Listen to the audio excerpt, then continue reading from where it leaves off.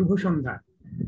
বিস্তার আয়োজিত ভাষা বিষয়ক ধারাবাহিক অনুষ্ঠান এই জীবনের যত মধুর ফুলগুলির ষষ্ঠ পর্বে আপনাদের স্বাগত জানাই। আজকে আমার গৌরচন্দ্রিকা আমি খুব একটা দীর্ঘায়িত করব না, কারণ আমার মনে হয়েছে এতদিনে যারা নিয়মিত দেখছেন অন্তত তাদের কাছে এই অনুষ্ঠানের আকৃতি, প্রকৃতি, উদ্দেশ্য, বিধেয় মোটামুটি পরিষ্কার হয়ে গেছে। তাছাড়া আমি লক্ষ্য করেছি প্রতিবারই আমাদের শেষের দিকে গিয়ে একটু সময় নিয়ে টানাটানি পড়ে, ফলে আমি শুরুতে অযথা কিছু সময় নষ্ট করতে চাই না। আমি তবে একটি কথা আবারও বলবো যে আমরা যে মূল উপস্থাপনার পরে একটি প্রশ্নোত্তর পর্ব রাখি বা মুক্ত আলোচনা পর্ব, দয়া করে সেই জায়গাটাতে আপনারা একটু সক্রিয়ভাবে অংশগ্রহণ করবেন, আপনাদের যে কোনো প্রশ্ন, পরামর্শ, মন্তব্য, পর্যবেক্ষণ ইত্যাদি নিয়ে, তাহলে অনুষ্ঠানটা আরেকটু বেশি ফলপ্রসূ, আরেকটু অর্থবহ হয়। আর যদি জরুরি বা তাৎক্ষণিক কোনো কিছু জিজ্ঞাসা থাকে তাহলে সেটা কিন্তু আপনারা উপস্থাপনা চলাকালীনই করতে পারবেন, হাত তুলে কিংবা নিজেদের মাইক্রোফোনটা অন করে। তো এই রইল আমার সূচনা বক্তব্য। আমি এবার আমাদের আজকের যে মূল উপস্থাপক রাজীব চক্রবর্তী, তাকে অনুরোধ করবো তার উপস্থাপনা শুরু করতে। এহসানুল কবির যে আমাদের দ্বিতীয় উপস্থাপক, তিনি মেলবোর্ন থেকে যুক্ত হন, এখন এসে পৌঁছননি। তো তাই আমি রাজীবকেই বলছি, রাজীব শুরু করো, এহসান আসলে সে কোনো সময় যুক্ত হবে। রাজীব। হ্যাঁ, ধন্যবাদ আলম ভাই। সবাইকেই, এই অনুষ্ঠানে উপস্থিত সকলকেই শুভেচ্ছা জানাই। এই কঠিন সময় গত 11 তারিখে আমরা যখন অনুষ্ঠান করেছি, তারপর থেকে আজকে এই 25 তারিখের মধ্যে বাংলা ভাষা, সাহিত্য, সংস্কৃতির জগতে ইন্দ্রপতন ঘটে গেছে। এটা তো বললে মনে হয় খুব বেশি বলা হবে না। প্রথমত হচ্ছে 11 তারিখের পরই বাংলাদেশের বাংলা নববর্ষের দিনে চলে গিয়েছেন জনাব শামসুজ্জামান খান। বাংলা ভাষা, সাহিত্য, সংস্কৃতির চর্চা এবং তার পৃষ্ঠপোষকতায় এই মানুষটির অবদান আমরা ভুলতে পারবো না। আর আমাদের এই অনুষ্ঠান যেহেতু ভাষাকে নিয়ে, ভাষার ভুল ভ্রান্তি, ভাষার নানা কলকব্জা নিয়ে, সেখানে শামসুজ্জামান খান স্যারের একটি বিশেষ ভূমিকা ছিল। বাংলা ভাষায় যে বিভিন্ন মানুষ, রবীন্দ্রনাথ বলেছেন, ভদ্রপ্রসাদ শাস্ত্রী বলেছেন, অনেকে কি বলেন যে বাংলার নিজস্ব ব্যাকরণ প্রয়োজন। বাংলা ভাষা যে সংস্কৃতের আদলে যে বাংলা ভাষার ব্যাকরণ চর্চা চলছে বহুদিন থেকে বা শুরু থেকেই, সেইটাকে জারি রেখেও যে বাংলা নিজের একটা ব্যাকরণ, প্রাকৃত বাংলা, মানুষের মুখে যে বাংলা চলে, যে বাংলায় আমরা কথা বলি, যে বাংলায় আমরা চিন্তা করি, সেই বাংলার একটা নিজস্ব ব্যাকরণ থাকা দরকার। এই প্রয়োজনীয়তার কথা অনেকে বলেছেন বিভিন্ন সময়। তো শামসুজ্জামান খান স্যার প্রথম সেই মানুষ যিনি নাকি দু বাংলা মিলে এইরকম একটা উদ্যোগ নেওয়ার চেষ্টা করেছেন। সেই চেষ্টায় তিনি কতদূর সফল হয়েছেন সেটা পরের প্রশ্ন, কিন্তু এই উদ্যোগটা তিনি নিয়েছিলেন এবং এটা একটা কি বলবো, একটা অসম্ভব উদ্যোগ ছিল। কারণ দুই বাংলার মানুষকে মিলিয়ে চেষ্টা তো কম হয়নি, কিন্তু করাতে যায়নি, উনি শেষ পর্যন্ত করেছিল। আর আমার ব্যক্তিগতভাবে তার কাছে ঋণ আছে যে বাংলাদেশের সঙ্গে আমার, যদিও আমার জন্মের সূত্রে বাংলাদেশের সঙ্গে আমার পরিচয় অতি গভীর, কিন্তু তা সত্ত্বেও বাংলাদেশের এই সাংস্কৃতিক জগতের সঙ্গে পরিচয়ের একটা প্রধান সেতু হিসেবে কাজ করেছিলেন তিনি। আমাকে হাত ধরে পরিচয় করিয়ে দিয়েছিলেন। আর দ্বিতীয় ক্ষতি আমাদের যেটি ঘটেছে সেটি কদিন আগেই কবি শঙ্কর ঘোষের মৃত্যু। সে মৃত্যু আমাদেরকে, আমরা বলছি এটা সত্যি অর্থেই খুব ভেতর থেকেই বলা যে আমাদেরকে অভিভাবকহীন করেছে। আমরা যারা বাংলা ভাষা সাহিত্য নিয়ে কাজ করি, চর্চা করি, তাদের সকলেরই আশ্রয়, অন্যতম আশ্রয় ছিলেন। তো তিনি চলে যাওয়াতে এই যে শূন্যস্থান সেটি পূর্ণ হওয়া তো মুশকিল। আমরা আজকের অনুষ্ঠানে যে উপস্থাপনাটা আমি তৈরি করেছি এদের কথা সেখানে থাকবে। আমি আশা করব আপনারাও যদি এই মানে আমাদের এই উপস্থাপনার সময় আপনারাও যদি আমাদের সঙ্গে যোগ দেন, আপনাদের মন্তব্য পরামর্শ ইত্যাদি। তো আমি উপস্থাপনাটা শুরু করি। দেখা যাচ্ছে নিশ্চয়ই? হ্যাঁ, যাচ্ছে। আচ্ছা, আজকে আমরা ষষ্ঠ পর্বে এসে উপস্থিত হয়েছি।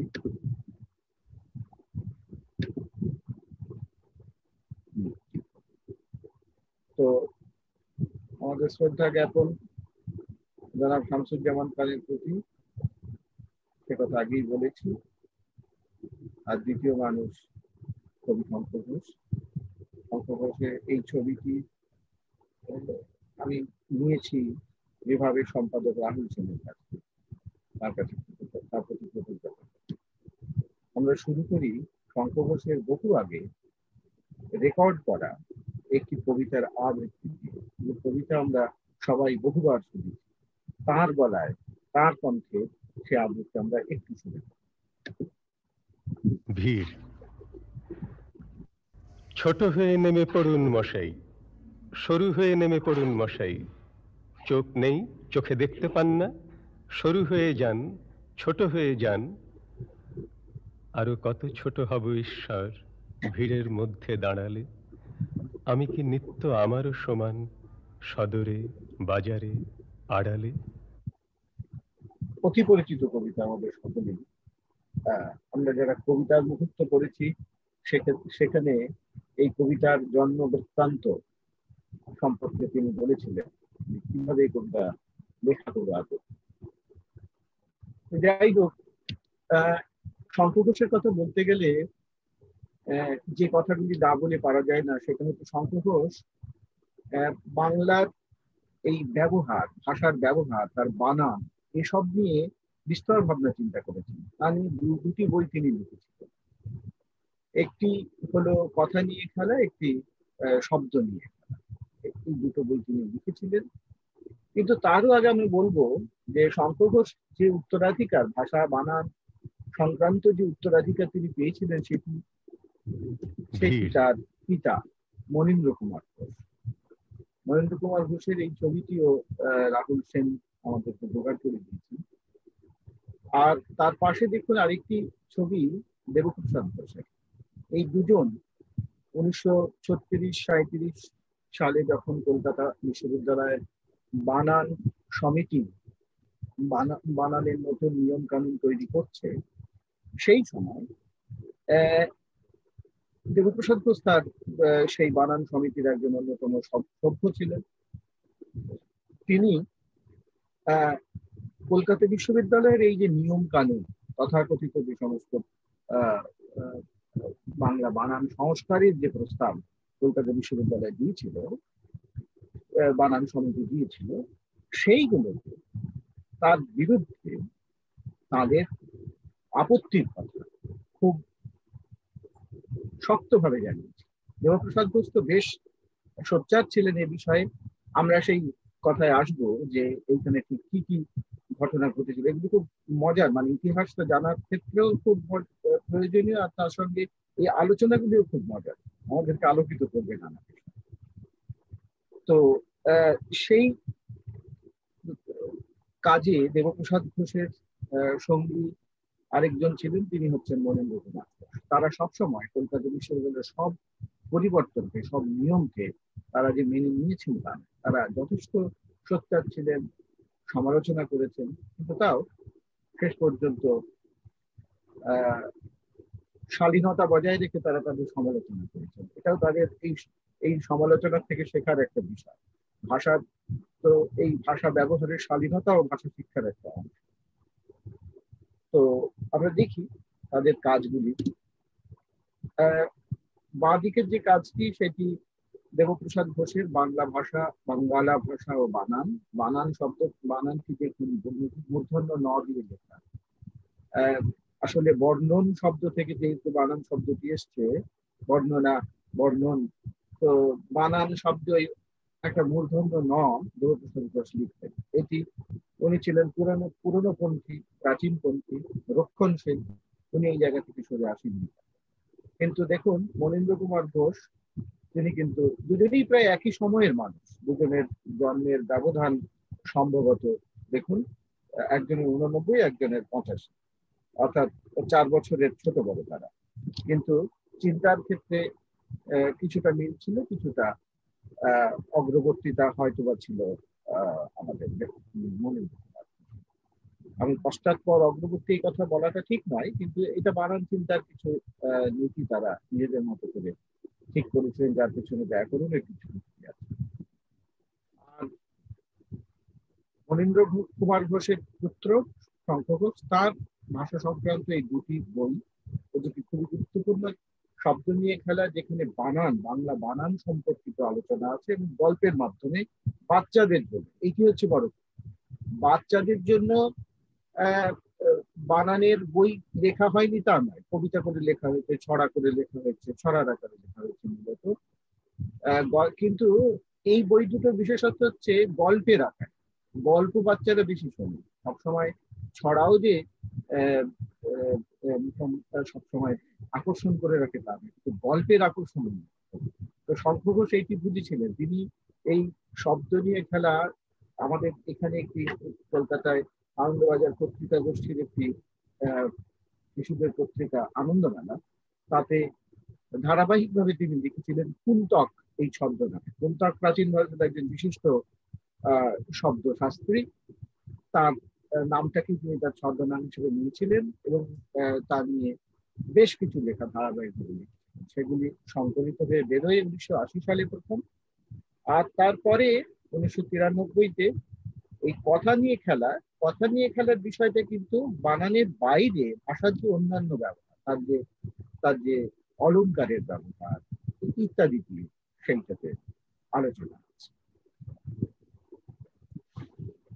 দেখুন এই তিনজন মানুষ, দেবপ্রসাদ ঘোষ, মহেন্দ্র কুমার ঘোষ, শঙ্খ ঘোষ, এই তিনজন একই জিনিস নিয়ে কিভাবে ভাবনা চিন্তা করছে, তাতে করে বোঝা যায় যে এই যে যুক্তির যে গুণট আমাদের বানান চিন্তার পেছনে, বানানটা যে একমাত্র একান্ত কি বলবো খেয়াল খুশির ব্যাপার নয়, সেটা আমরা নিশ্চয়ই মানি সকলে। কিন্তু তারপরেও দেখি বাঁদিকে যে বানানগুলি রয়েছে, এগুলি প্রাচীন বানান। আমরা জানি যে আগে রেফের পরে দ্বিত্ব দিয়ে ব্যঞ্জনের দ্বিত্ব হতো, পরে দ্বিত্ব বর্জন করার যে নীতি কলকাতা বিশ্ববিদ্যালয় নিল, তাতে করে ডান দিকের বানান এসে পড়ছে। 1936 সালে মে মাসে যখন কলকাতা বিশ্ববিদ্যালয়ের প্রথম বানান সংস্কার সমিতির পুস্তিকা বেরোয়, তাতে তারা কি লিখছেন, সংস্কৃত শব্দে যদি উৎপত্তির জন্য আবশ্যক হয় তবেই রেফের পরে দ্বিত্ব হইবে। এটা গুরুত্বপূর্ণ এই জিনিসটা লক্ষ্য করা। অর্থাৎ আমরা এখন যে নিয়মটা বলি যে রেফের পরে দ্বিত্ব দেওয়ার কোনো প্রয়োজন নেই, সেটা শুরুটা হয়েছিল কিন্তু যে যদি আবশ্যক হয় তবেই দ্বিত্ব হবে। উদাহরণ হিসেবে দিচ্ছেন কার্তিক, বার্তা, বার্তিক ইত্যাদি, আর অন্যত্র হবে। কেন এই প্রথম তিনটের ক্ষেত্রে দ্বিত্ব রয়েছে? তার কারণ এই দ্বিত্বগুলি কিন্তু রেফের জন্য দ্বিত্ব নয়। এই শব্দগুলি, কার্তিক শব্দটা এসছে কৃত্তিকা শব্দ, কৃত্তিকার মধ্যে দুটো ত আগের থেকেই রয়েছে। বার্তা শব্দটা বৃত্তি শব্দ থেকে এসছে, তাতে দুটো ত রয়েছে, বার্তিক শব্দটাও তাই। অর্থাৎ গঠনগতভাবে শব্দগুলির এই যে দুটো ত বা ব্যঞ্জনের দ্বিত্ব, এটি তার গঠনগতভাবেই তার মধ্যে ছিল আগে। নতুন করে রেফের জন্য সেগুলোকে দেওয়া হয়। কাজেই তাই বলছেন যে উৎপত্তির জন্য যদি আবশ্যক হয়, গঠনগতভাবে যদি সেটি প্রয়োজন হয়, তাহলে সেই দ্বিত্ব শব্দের মধ্যে থাকবে, কিন্তু অন্যত্র হবে না। এইটি 1936-এর মে মাসের সংস্কার। অক্টোবর মাসে এই বানান সমিতিরই দ্বিতীয় সংস্করণ যখন বেরোচ্ছে, তখন দেখুন রেফের পরে ব্যঞ্জন বর্ণের দ্বিত্ব হইবে না। অর্থাৎ উৎপত্তির জন্য প্রয়োজন হোক বা না, দ্বিত্ব হবে না, কোনোভাবেই দ্বিত্ব হবে। মাত্র কয়েক মাসের ব্যবধান বানান সমিতি তাদের বানান সম্পর্কিত তাদের নীতি পরিবর্তন করছে।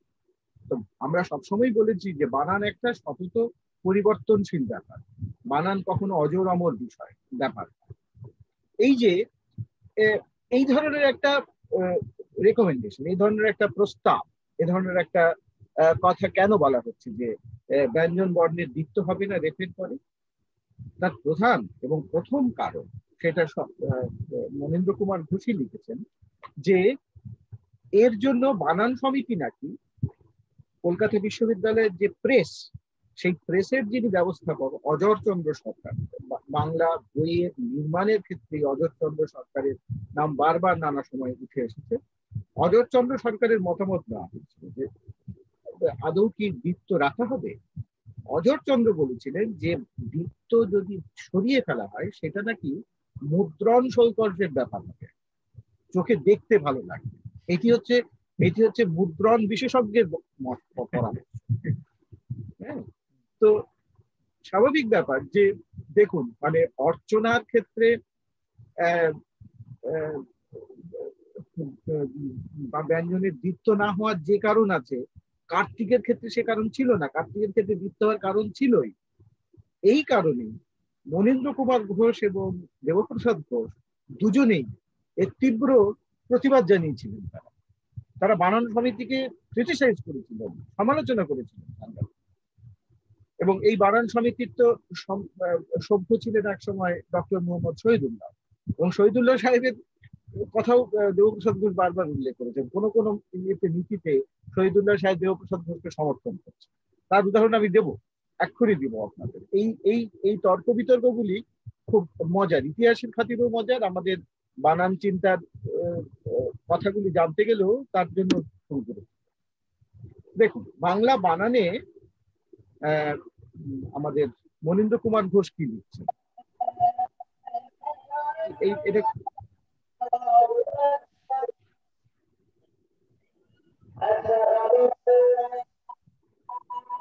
কোথা থেকে আওয়াজটা আসছে? হ্যাঁ, এটা নাসিরের ইয়েতে ছিল, মাইক্রোফোন আমি অফ করে দিয়েছি। আচ্ছা আচ্ছা, ঠিক আছে। দেখুন, এটা খুব গুরুত্বপূর্ণ। সংস্কার সমিতির দ্বিতীয় সংস্করণ প্রকাশের পর এই প্রবন্ধের লেখক সাক্ষাৎ করেছিল সভাপতি রাজশেখর বসুর সঙ্গে। সসংকোচে রাজশেখর বাবুকে জিজ্ঞাসা করলাম, কার্তিক শব্দ যখন কৃত্তিকা শব্দজাত, তখন কার্তিক বানান কি যুক্তিসঙ্গত? রাজশেখর বাবু কিঞ্চিৎ রুষ্মা প্রকাশ করেই বললেন, মশাই, সংস্কারই করলাম, আপনারা স্কুল মাস্টার কি কিছুই করতে দেবেন না? কার্তিক শব্দ সংস্কৃত অভিধানে আছে, ছেলেরা কার্তিক লিখলে কেটে দেবেন, শূন্য দেবেন, কার্তিকই একমাত্র বাদ। অর্থাৎ দেখুন, আজকে যে বানান নিয়ে আমাদের ঝগড়া বিবাদ বাহাস আমরা করি, সেইটি 1936 সালেও সে ধরনের ঝগড়া বিবাদ চলতো। বানান হচ্ছে ভাষার এমনই একটা গতিশীল গতিময় জায়গা, সেটা নিয়ে ঝগড়া বিবাদ থাকবে মানে জীবন্ত ভাষার জন্যই তো এটা থাকে। মৃত ভাষার জন্য বানান নিয়ে কেউ ঝগড়া করে? বাংলা ভাষা জীবন্ত বলেই তার এই ঝগড়ার প্রয়োজন আছে, থাকবে, ভবিষ্যতেও থাকবে। তার মধ্যেই আমরা নানা রকম ভাবে আমাদের নিয়ম কানুনগুলি বোঝার, দেওয়ার, শিখে নেওয়ার চেষ্টা করি। তো এই প্রসঙ্গে আমি আরেকটা অংশ আপনাদের একটু উদ্ধৃত করি আর কি। সেই অংশটি দেখুন, এই যে এখানে মজাটা কি, এই যে কার্তিক শব্দটা কৃত্তিকা শব্দ থেকে এলো, কার্তিক শব্দটা তো সংস্কৃতের তৎসম শব্দ, কিন্তু এরও বানান পাল্টে দিল কলকাতা বিশ্ববিদ্যালয়। অথচ কলকাতা বিশ্ববিদ্যালয়ের যে বানান সমিতি হয়েছিল, সেখানে কি বলছেন, যে আরো একটা কথা মনে হলো যে তৎসম শব্দের বানান সুপ্রতিষ্ঠিত করবার জন্য কোনো সংস্কার সমিতির প্রয়োজন তৎকালে অনুভূত হয়নি। সমিতি স্থাপন করা হয়েছিল প্রাকৃত বাংলা বানান সংযত করার জন্য। অর্থাৎ সমিতির এই সংস্কার অনেকেই মনে করেছিলেন অধিকার বহির। আমাদের যে কলকাতা বিশ্ববিদ্যালয়ের বানান সমিতি তৈরি হয়েছিল, সেটি বলা হচ্ছে যে প্রাকৃত বাংলার বানান, অর্থাৎ যেখানে অতৎসম শব্দ তদ্ভব শব্দ, দেশি শব্দ, বিদেশি শব্দ, এই শব্দের বানানে একটা অরাজকতা। অর্থাৎ বিদেশি শব্দ আমি কিভাবে বুঝবো, দেশি শব্দ অন্য ভাষা থেকে যে শব্দ আসছে তার বানান কি হবে, এগুলো একটা খুবই সঙ্গত প্রশ্ন এবং সেখানে ভয়ঙ্কর অরাজকতা। কলকাতা বিশ্ববিদ্যালয়ের মূল উদ্দেশ্য বানান সমিতি ছিল এই প্রাকৃত বাংলা, অর্থাৎ তৎসম শব্দের বাইরে যে বাংলায় বানান রয়েছে, শব্দ রয়েছে, সেই শব্দের বানানকে সংযত করা, সংহত করা। কিন্তু করতে গিয়ে কি করলেন দেখুন, যে ওরা তখন সংস্কৃত তৎসম শব্দের বানানের ক্ষেত্রে তারা তাদের নিয়ম কানুনগুলি প্রয়োগ করতে শুরু করল, যে কারণে কৃত্তিকা থেকে কার্তিক দুটো ত দিয়ে লেখা উচিত, কিন্তু বানান সমিতি প্রথমবারে বলেছিল যে হ্যাঁ লেখা হবে, দ্বিতীয়বারে বলছে না হবে না। তার কারণ কি? কারণ হচ্ছে একটু আগেই আপনাদের উদ্ধৃত করে দেখিয়েছি যে রাজশেখর বসু বলেছেন সংস্কারই করলাম মশাই, অর্থাৎ জানি আমরা বানান এটা করা উচিত নয়, কিন্তু তা সত্ত্বেও করলাম আর বানানের সমতা আনার জন্য। উদ্দেশ্যটা কিন্তু এই সমতা আনা, যাতে খুব বেশি শব্দকে বিকৃত না করে তার মধ্যে যদি একটু সমতা আনা সম্ভব হয়, সেটা তো ক্ষতি নয়, ক্ষতি নেই তাতে। বানান সংস্কারের উদ্দেশ্য সবসময়ই তাই। এই প্রসঙ্গে আরেকটি কথা, আরেকটি বিখ্যাত নথি আপনাদেরকে বলি, নথির কথা উল্লেখ করি। 1931 সালে রবীন্দ্রনাথ মনীন্দ্র কুমারকে একটি চিঠি লিখছিলেন। চিঠিতে লিখছেন, চলতি বাংলার বানান সম্বন্ধে প্রশান্ত বিধান নিয়েছিলেন সুনীতির কাছ থেকে, অর্থাৎ সুনীতি কুমার চট্টোপাধ্যায়ের কাছ থেকে। নিয়মগুলো মনে রাখতে পারিনি, অন্যমনস্ক হয়ে হাজারবার লঙ্ঘন করি, সেই জন্য অসঙ্গতি সর্বদাই দেখা যায়। যেহেতু বাংলা অক্ষরে বিদেশি কথা সর্বদাই লিখতে হচ্ছে, সেই জন্য অনেক নূতন ধ্বনির জন্য নূতন অক্ষর রচনা করা আবশ্যক। আমাদের মনটা অত্যন্ত সাবেক কেলে বলে শীঘ্র এর কোনো কিনারা হবে বলে বোধ হয় না। রবীন্দ্রনাথ 1931 সালে এই কথা বলছেন এবং সেটি দেখুন পরিষ্কার বলছেন যে বিদেশি শব্দ লিখতে হচ্ছে বলে বাংলার বানানে নানা ধরনের অক্ষরের ক্ষেত্রে নতুন অক্ষর তৈরি করতে হচ্ছে, নানা ধরনের অসঙ্গতি রয়েছে, এটা উনি মনে করছেন বলেই তিনি এই একটা নিয়মের প্রয়োজন বোধ করছেন। তার চিঠিতে কিন্তু সেই ইঙ্গিত রয়েছে। প্রাকৃত বাংলার প্রভাব বাংলা সাহিত্যে বেড়ে চলেছে, কিন্তু ভাষার এই যুগান্তরের সময় হাওয়াটা এলোমেলো ভাবেই বইবে। হ্যাঁ, এই সময়কার কর্ণধারের কাজ সুনীতির নেওয়া উচিত, আমার বয়স হয়েছে। অর্থাৎ পরিষ্কার হচ্ছে এই প্রয়োজনটা ভয়ঙ্কর ভাবে আছে, কিন্তু তিনি এই কাজের উপযুক্ত মানুষ নয়। বয়স হয়েছে বলে নিজের দায়িত্ব বা নিজের কি বলবো নিজের দায়িত্ব এড়াচ্ছেন না তিনি। রবীন্দ্রনাথ জীবনে কখনোই দায়িত্ব এড়িয়ে যাননি, কিন্তু যোগ্যতর ব্যক্তির হাতে যাতে সেই কাজটি যায় সেই আকাঙ্ক্ষা তিনি প্রকাশ করছেন। প্রাকৃত বানানের বিধিবিধান মেনে প্রুফ সংশোধনের দায়িত্ব নেওয়া আমার পক্ষে অসম্ভব বলেই অন্যদের হাতে সেভার পড়েছে। সেই অন্যরাও নানাবিধ মানুষের মধ্যে বিভক্ত, সেই কারণেই উশৃঙ্খলতার অন্ত নেই। অর্থাৎ বানানের উশৃঙ্খলতার যে কি ভয়ঙ্কর অবস্থা তখন ছিল, আমরা যদি এখন বসে ভাবি যে এখনই হয়েছে এই অবস্থা, তা নয়, চিরকালই ছিল প্রত্যেক ভাষাতেই। তো আমাদের কাজ হচ্ছে সেইখান থেকেই যতখানি সংহত করা যায়। ঠিক এরপরেই দেখুন শ্যামাপ্রসাদ মুখোপাধ্যায় যখন কলকাতা বিশ্ববিদ্যালয়ের তখন অধ্যাপক, ভাইস চ্যান্সেলর, উপাচার্য, তিনি পরিষ্কার লিখছেন বাংলা ভাষায় এই বানান সমিতির কেন বানান সমিতি তৈরি করা হলো তার ভিত্তি হিসেবে তিনি লিখছেন যে বাংলা ভাষায় প্রচলিত শব্দসমূহের মধ্যে যেগুলি সংস্কৃত ভাষা হইতে অপরিবর্তিত ভাবে আসিয়াছে তাহাদের বানান প্রায় সুনির্দিষ্ট, অর্থাৎ সেখানেও বিকল্প অবকাশ আছে, সে কথাটা স্বীকার করে নিচ্ছে। কিন্তু যে সকল শব্দ সংস্কৃত নহে, অর্থাৎ যেগুলি দেশজ বা অজ্ঞাতমূল, বিদেশাগত অথবা সংস্কৃত বা বিদেশি শব্দের অপভ্রংশ, তাহাদের বানানে বহুস্থলে ভিন্নতা থাকে। ইহার ফলে লেখক, পাঠক, শিক্ষক ও ছাত্র সকলকেই কিছু কিছু অসুবিধে করতে। বাংলা বানানের একটা বহু জনগ্রাহ্য নিয়ম 10-20 বৎসরের মধ্যে যে আপনা হইতেই গড়িয়া উঠিবে এমন লক্ষণ দেখা যাইতেছে না। এই জন্য বানান সমিতি তৈরি করা। যেহেতু আপনা আপনি তৈরি হচ্ছে না, তখন একটা নিয়ম তার জন্য তৈরি করে দিতে হচ্ছে। তো এই হচ্ছে মোটামুটি বানান সমিতি, তার প্রয়োজনীয়তা, তার তার যে তা নিয়ে মতভেদ বিভিন্ন পক্ষের মধ্যে, তার একটা পশ্চাতের পেছনের ঘটনা আপনাদেরকে জানাই।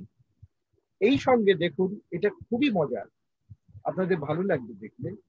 দেবপ্রসাদ ঘোষ তার বাংলা ভাষা ও বানান বইতে, উনি তো ওই বানান সমিতির সদস্য ছিলেন, গণিতের মানুষ, কিন্তু সাহিত্য এবং ভাষার ক্ষেত্রে তার মনটা সবসময় প্রকৃত ছিল। দেখুন, এই যে একটু আগে আমরা রেফের পরে দ্বিত্ব বিষয়ে কথা বলছিলাম, দেবপ্রসাদ ঘোষের মন্তব্যটা দেখুন, খুব মজা লাগবে। ইহার পর কথা উঠিল রেফের পরে ব্যঞ্জন বর্ণের দ্বিত্ব বিষয়ে। এই বিষয়েই বানান কমিটি একেবারে অ্যাডামেন্ট। ধর্ম কর্ম ইহারা কিছুতেই মানিবেন না।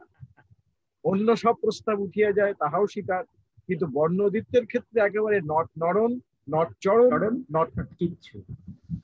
কারণ এইটুকু সংস্কারও যদি তাহারা না করিতে পারিলেন, তবে এতদিন বসিয়া তাহারা করিলেন কি?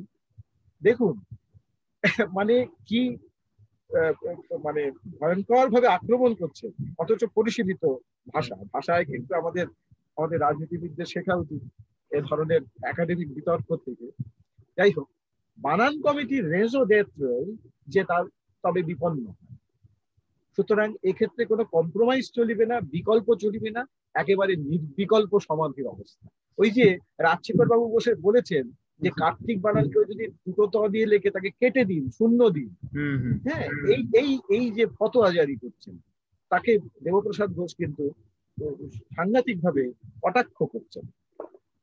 তো এই প্রসঙ্গে এই বইগুলি আসলে দেবপ্রসাদ ঘোষের এই বাঙ্গালা বানান, বাঙ্গালা ভাষা ও বানান, এই বইটা খুব সুলভ, কিন্তু এইটা একটু চমৎকার বই।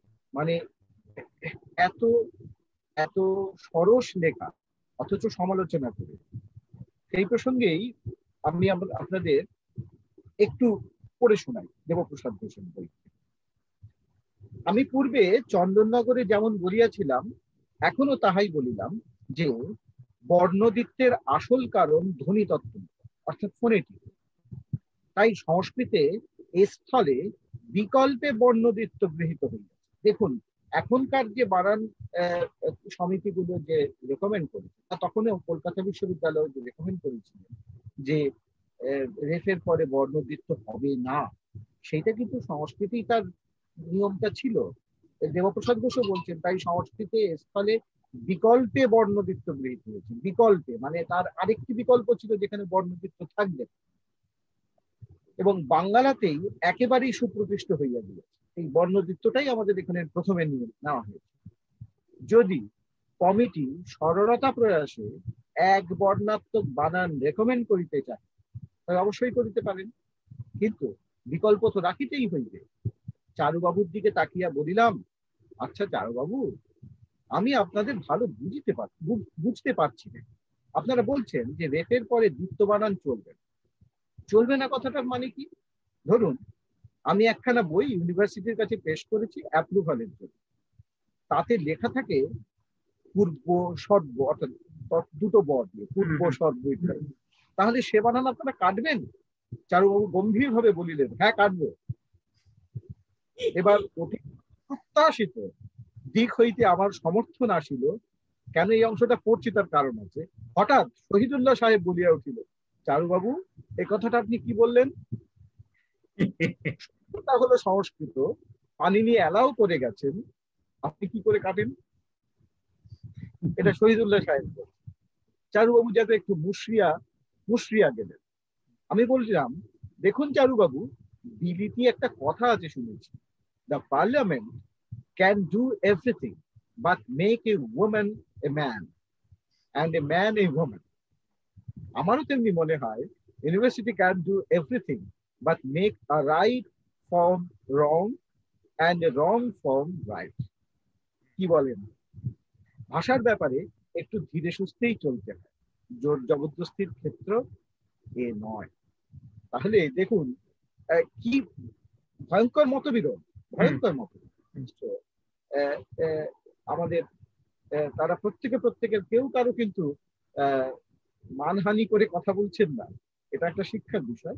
আপনারা দেখতে পারেন এই বানান কমিটিতে কয়েক ঘন্টা বলে ওর একটি প্রবন্ধ আছে, সেইটি চমৎকার চমৎকার, মানে এই বানান কমিটির বিভিন্ন বিষয় নিয়ে উনি কথা বলেছেন আর কি।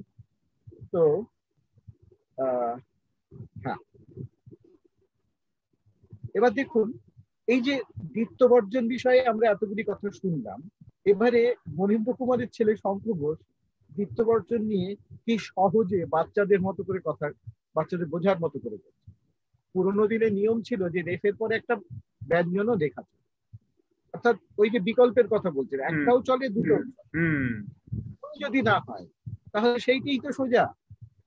আগে সবাই এই সোজাটা লিখতেন না বটে, কিন্তু এখন প্রায় সবাই এটা মেনে নিচ্ছে। এক একজনের ঘাড়ে একটা মাছ, জয়ের ঘাড়ে দেব, ব্যাস হয়ে গেল অর্জুন, অর্জুন বা অর্জুন বা বর্জন। আগে লেখা হতো ধৈর্যটি, এখন লিখব ধৈর্য। পরিষ্কার, মানে দেখুন, মানে এই যে একাডেমিক বিতর্কের থেকে খোলস ছাড়িয়ে বাচ্চাদের জন্য ভাষা যতক্ষণ না বাচ্চাদের জন্য সহজ করে শেখানো যাচ্ছে ততক্ষণ পর্যন্ত তা কখনোই, ব্যাকরণ কেউ শেখে, এটা তো মূল কথা। কিন্তু এইভাবে গল্পের আকারে শঙ্কর ঘোষ যেটি করলেন সেটা একটা অসামান্য কাজ। এইরকম কাজ বাংলায় আরো একজন করেছিলেন, আরো একজন দুজন করেছিলেন। আপনারা জানেন গত 2 বছর আগে যার শতবর্ষ আমরা পেরিয়ে এসেছি, সুভাষ মুখোপাধ্যায়, তিনি অক্ষরে অক্ষরে বলে একটি বই ছিল, আরেকটি ছিল কথার কথা, এই নামে আর কিভাবে কথার জন্ম হলো, ভাষার কি করে জন্ম হলো, এই কথাগুলি উনি বলেছেন বাচ্চাদের মধ্যে। লেখার জন্ম হলো তেমনি বাংলা উচ্চারণ নিয়ে গত শতকেই 80-র বছরগুলিতে লিখেছেন এইভাবে পবিত্র সরকার। তো এইরকম বাংলা বানান, ব্যাকরণ, উচ্চারণ এসব নিয়ে বাচ্চাদের জন্য এরকম কিছু কাজ হয়েছে। এখন আমরা কিন্তু সেইগুলিকে আবার ফিরে ফিরে সেই লেখাগুলি আমাদের পড়া উচিত। আরেকটি ইয়েতে যাই, আরেকটি অধ্যায়, আরেকটি বিষয়। দেখুন, আমরা যারা ভাষা নিয়ে কাজ করি, বানান, ব্যাকরণ ইত্যাদি নিয়ে করি, বর্ণ বিশ্লেষণ তাদের কাছে খুব গুরুত্বপূর্ণ বিষয়। বর্ণ বিশ্লেষণ মানে আমরা যে শব্দগুলিকে চোখে দেখতে পাই তার মধ্যে কতগুলি বর্ণ ধ্বনি যে তার মধ্যে জুড়ে থাকে, লুকিয়ে থাকে, সেগুলো আমরা সবসময় দেখতে পাই। এই যে আমরা বলি যে আমাদের যে কি বলবো, বর্ণমালায় যে এই যে প্রতিটা ব্যঞ্জন ধ্বনির সঙ্গে একটা করে স্বরধ্বনি জুড়ে, বর্ণমালা শব্দটা বলা ঠিক হচ্ছে না, আমাদের ধ্বনিমালায় আছে। আমাদের যে ধ্বনি ব্যঞ্জন ধ্বনির তালিকা আছে তার মধ্যে ক বলতে গিয়ে কয়ের সঙ্গে একটা অ বলি, ক্ষয়ের সঙ্গে একটা অ বলি, গয়ের সঙ্গে একটা অ বলি। এই অগুলোকে বলা হয় নিহিত, অর্থাৎ এগুলি ভেতরে ঢুকে রয়েছে, এগুলি দেখা যায় না। লেখার সময় এই ধরনের যে স্বর এবং ব্যঞ্জন ধ্বনির বর্ণগুলি যে পরস্পরের সঙ্গে জুড়ে থাকে, সেইগুলোকে ভেঙে ভেঙে দেখানোর নাম হচ্ছে বর্ণ বিশ্লেষণ। দেখুন, এখানেই শব্দটির মধ্যে কি কি বর্ণ ঢুকে রয়েছে সেটা আমরা দেখিয়েছি। এই অসন্ত দেওয়ার মানে হচ্ছে স্বয়ের সঙ্গে আর কোনো স্বরধ্বনি নেই, ঠিক আছে। এই প্রসঙ্গে দেখুন, আমি আপনাদের বলি, বর্ণের ক্ষেত্রে দেখুন তারপরে বয়ের পরে যে দুটো অ আছে, আমার নিজেকে লিখতে ভুল হয়েছে, এখানে একটা অ, ঠিক আছে।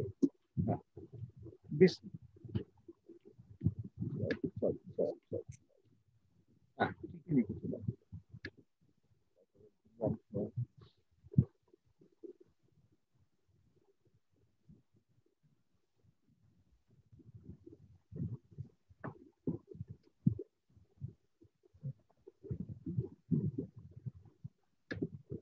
হ্যাঁ। তো এখানে দেখুন, বিশ্লেষণ শব্দের ক্ষেত্রে হসন্ত মানে আমরা খালি স্বরধ্বনিহীন রূপটাকে এখানে দেখেছি, স্বরবর্ণহীন রূপটাকে। স্ল যখন করছি তালব্যস্বর আর লয়ের মাঝখানে কোনো স্বরধ্বনি নেই, তারপরে একটা একার এ এসেছে যেটা স্লে হচ্ছে, এইভাবে আমরা বর্ণ বিশ্লেষণ করি। আর শেষে দেখুন বিশ্লেষণ আমরা উচ্চারণ তো করি, শেষে কোনো স্বরধ্বনির উচ্চারণ করি না, কিন্তু এখানে যেহেতু হসন্তও নেই, আমরা ধরে নিই এর পেছনে একটা অকার রয়েছে। আমরা সংস্কৃতে এর উচ্চারণ করতাম, শেষের যে অটা সেটা উচ্চারণ করতাম, ওটাকে আমি ব্র্যাকেটে লিখছি, এটা আমরা উচ্চারণ করি। তো এই বর্ণ বিশ্লেষণের খুঁটিনাটিগুলি শঙ্কর ঘোষ তার এই শব্দ নিয়ে খেলাতে লিখছেন। আমি একটু পড়ে শোনাই। যেমন ধর এই শব্দটা কি বলছে, এর মধ্যে কটা বর্ণ আছে বলতো। উনি এই লেখাটা পুরোটাই লিখছেন ভাইপো ভাইটির সঙ্গে কথাবার্তার প্রসঙ্গে, হ্যাঁ, যেন ওদের সঙ্গে কথাবার্তা চলছে। কটা বর্ণ আছে বলতো, কি কি বর্ণ আছে? ওর ভাইপো বা ভাইটি কেউ একজন বলছেন লাল নীল হলুদ, বর্ণ শুনেই তারা বলছে লাল নীল হলুদ। কি হচ্ছে দাদা, মানে ভাইজি সে তার দাদাকে বকছে, ভাবলাম না, আমি বলছি কাকু আছে স ব আর দ, এর মধ্যে কটা ব্যঞ্জন ধ্বনি কটা স্বরধ্বনি? ভাইজি বলছে স্বর আর কোথায়, সবই তো ব্যঞ্জন, কারণ দেখা যাচ্ছে স ব আর দ কে, সবই ব্যঞ্জন, সবই ব্যঞ্জন। তাহলে তুই উচ্চারণ করলি কি করে? জানিস তো ঘোড়ার কাছে লাঠি যেমন, ব্যঞ্জন ধ্বনির কাছে স্বরধ্বনিটা। দেখুন মানে এই যে উদাহরণ, যে ঘোড়ার কাছে লাঠি যেমন, ব্যঞ্জনের কাছে স্বর তেমন, ব্যঞ্জন স্বরধ্বনিকে আশ্রয় করে উচ্চারিত হয়। এটা তো আমরা জানি, ছোটবেলা থেকে শিখেছি, কিন্তু এটা এত সহজে বলা, এই এই এই উপমা, এই এই তুলনাগুলি আমরা কোনোদিনই ভুলবো না। ঘোড়ার কাছে লাঠি যেমন, ব্যঞ্জন ধ্বনির কাছে স্বরধ্বনিটা। স্বর ছাড়া ব্যঞ্জন ঠিক মতো বলতেই পারবি না। যখন তুই বলছিস ক খ, আসলে তার মধ্যে লুকোনো আছে অ, ক যোগ অ, খ যোগ অ, এই হলো কাণ্ড। ওমা তাই নাকি? তাই তো, এমনি এমনি কি আর খ বলা যায়? হয় আগে একটা আ বসিয়ে দেয়, বসিয়ে বলে দেখ আখ, আর নয়তো পরে একটা আ বসিয়ে বল খা, হয় আখ নয় খা, হয়ে গেল আখ খা।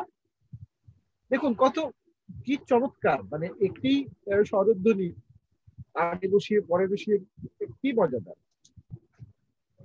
তাহলে এবার বল শব্দ কথায় কথায় কটা স্বর? দাঁড়াও আগে ভেঙে নি। স অ, ব অ, আরে আরে আরে, বয়ের পরে অ পেলি কোথায়? মানে ওই শব্দ বয় আর দয়ের মাঝখানে সেও একটা অ ঢুকিয়ে দিয়েছে। অ পেলি কোথায়? তুই কি শবদ বলিস নাকি? নন্তু মাথা তুললো এবার। হ্যাঁ বলে তো, মধুসূদন তো লিখেইছেন, কে কবি কবে কে মোরে ঘট ঘট খালি করি, শবদে শবদে বিয়া দেয় যেই জন। হ্যাঁ মানে ঘট খালি করে শব্দে শব্দে বিয়ে দিচ্ছে যে সেই হচ্ছে কবি। হ্যাঁ দেখুন মধুসূদনের কথাও এখানে তুলে আনলেন চটচট করে বাচ্চাদের বলার জন্য, কি চমৎকার মানে কায়দা একটা, কি মানে চক্রান্ত বলবো। তখন বলছেন ঠিক আছে ঠিক আছে, মধুসূদন না হয় বলেছেন, কথা হচ্ছে তুই এখন কি বলছিস, শবদ না শব্দ? অর্থাৎ এই দুটোর মাঝখানে দেখুন, বয় আর দয়ের মাঝখানে একটা অযোগ করে, যাকে আমরা স্বরভক্তি বলি, শব্দটাকে ভেঙে, যুক্ত ব্যঞ্জনটাকে ভেঙে যে একটা শবদ বলে আরেকটা শব্দও তৈরি হয় ওখানে, সেই টেকনিকটাও শেখাচ্ছেন এখানে। টুম্পি বলল বুঝতে পেরেছি, এবার আর ভুল হবে না। স অ ব দ অ, মানে বয় হসন্ত দয় হসন্ত অ হয়েছে। তাহলে হলো তিনটে ব্যঞ্জন আর দুটো স্বর, ব্যঞ্জন গুলো খোল করতাল বাজাচ্ছে আর স্বর লুকিয়ে আছে আড়ালে, তাই না? ঠিক তাই।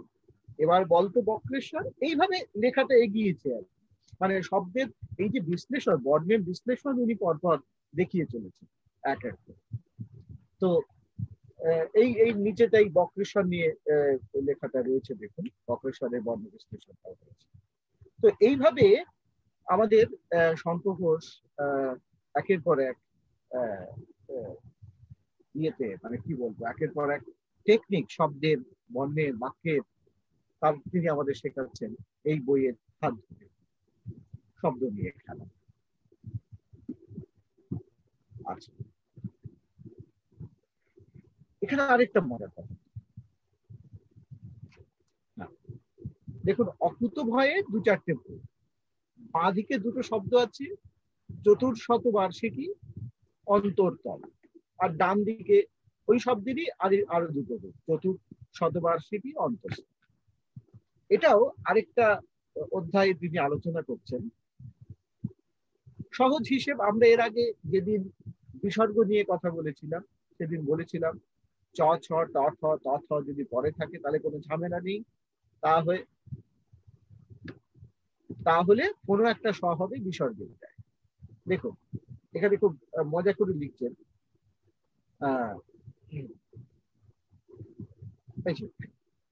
কোনো একটা স, তার মানে কি, মানে তালব্য স, মূর্ধন্য স, দন্ত স, তিনটে আছে না, তার মধ্যে কোনো একটা হবে। কি হবে তাহলে, কোনটা বুঝবো, কেমন করে হবে? দেখুন এইখানে মজাটা করছেন, বলতো কেমন করে বুঝবি, একটু ভেবে বল, মনে নেই? যার যার তার তার, যার যার তার তার, মানে, আর এটাও মনে রাখবি যে চ ছয়ের উচ্চারণ যদি তালুর সঙ্গে জিভ ঠেকিয়ে ত থ যদি মূর্ধাতে লাগে, আর ত থয়ের উচ্চারণ হলো দাঁত ঘেঁষে। তার আগে বলে দিলেন যার যার তার তার, মানে তয়ের আগে যদি থাকে তাহলে ত যদি দাঁত ঘেঁষে হয় তাহলে দন্ত স হবে, যার যার তার তার। ত যদি মূর্ধা হয় তাহলে মূর্ধন্য স হবে, তয়ের আগে মূর্ধন্য স বসবে, তয়ের আগে দন্ত স বসবে, আর চয়ের আগে তালব্য স বসবে, যেহেতু ওটার উচ্চারণ হয় তালুর সঙ্গে জিভ থেকে। সহজ কথা, যার যার তার তার, এইটুকুতে। এবং তারপরে বলে দিলেন এরা হচ্ছে তালব্য ধ্বনি, এ হচ্ছে দন্ত ধ্বনি, এ হচ্ছে মূর্ধন্য। তাহলে বলেই দিলেন পুরো কথা। এর মধ্যে শুধু মুখস্থ করার বিষয় নেই, একটু ভেবে মনে রাখতে হবে কথা। ও হ্যাঁ, মনে পড়েছে, তালব্য তো তালব্যকেই নেবে, তাই না? তার মানে চ চ থাকলে বিসর্গ হবে তালব্য, তার ভাইজি বলছেন। ট ঠ থাকলে বিসর্গ হবে মূর্ধন্য, আর অথ হলে দন্ত। ঠিক ঠিক, সেই জন্যই তো নিশ্চল, ধনুষ্টঙ্কার, দুস্তর উদাহরণ দিলেন সঙ্গে। এরপরে বলছেন যে তাহলে, মানে শুরু করেছিলেন এই যে চতুর্শত বার্ষিকী, এই শব্দটা আদৌ হয় কি, আদৌ হয় কিনা, চতুর্শত হবে না চতুঃশত হবে? তো সেইখানে বলছেন, দেখুন তারপরে আরেকটি নিয়ম বলে দিচ্ছেন, বিসর্গের আগে যদি ই বা উ থাকে আর পরে থাকে ক খ প খ, তাহলে বিসর্গ পালিয়ে উড়ে আসে একটা স, বহিষ্কার, নিষ্ফল, চতুষ্পাঠী ইত্যাদি। এই নিয়মগুলি আমরা জানি, বানানের নিয়মটা জানি, কিন্তু ওই যে উড়ে গিয়ে পালিয়ে আসবে, পালিয়ে গিয়ে উড়ে আসবে, এইভাবে যে বলা। দেখুন বিসর্গের পরে যদি পরে স থাকে যদি, তাহলে বিসর্গটাই বসে থাকে গ্যাপ হয়ে, পাল্টায় না। যেমন সবার শেষে দেখুন অন্তঃশিলা, নিঃশব্দ, নিঃশেষ, বিসর্গের পরে তালব্য স আছে। ঠিক একই ঘটনা ঘটেছে পরে শতবার্ষিকী, যেহেতু তালব্য স আছে অতএব বিসর্গটাই থাকবে, বিসর্গ পাল্টে রেফ বা স আসবে। সরাসরি সংস্কৃত লিখলে অবশ্য চতুষ্শত লেখা যায়, চ তয়রস্য তালব্য হসন্ত শত, চতুষ্শত। কিন্তু আমরা তো সংস্কৃত বলছি না, আমরা বলছি বাংলা, তাই অন্ত আর শিলা মিললে কি হবে, অন্তঃশিলা, নিঃশব্দ, নিঃশেষ ইত্যাদি। অর্থাৎ পুরো নিয়মটাকে, পুরো বিষয়টাকে একটা অধ্যায়ের মধ্যে কেমন ভাবে উদাহরণ দিয়ে দিয়ে দিয়ে দিয়ে উনি পরিষ্কার করে দিলেন। আচ্ছা, এরপরে এই প্রসঙ্গেই আরেকটা কথা আপনাদের আমি বলি। মনীন্দ্র কুমার ঘোষের লেখা থেকে আমরা একটা সময়ে, বিভিন্ন সময়ে আমরা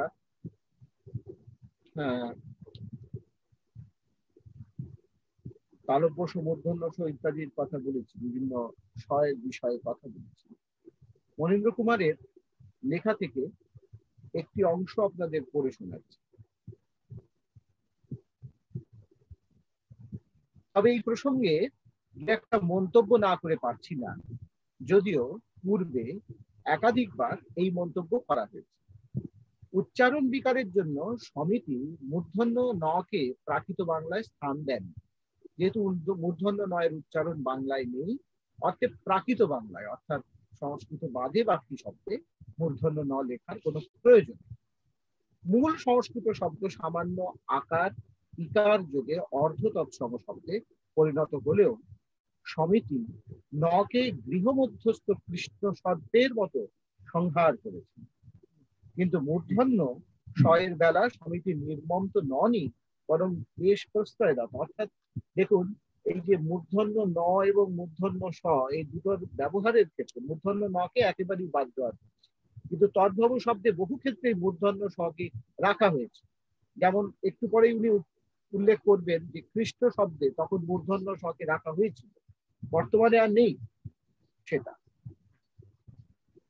অথচ মূর্ধন্য শকে সমিতি অপাঙ্কেয় করল। আমরা যুক্তি ধারা অনুধাবন করতে পারি।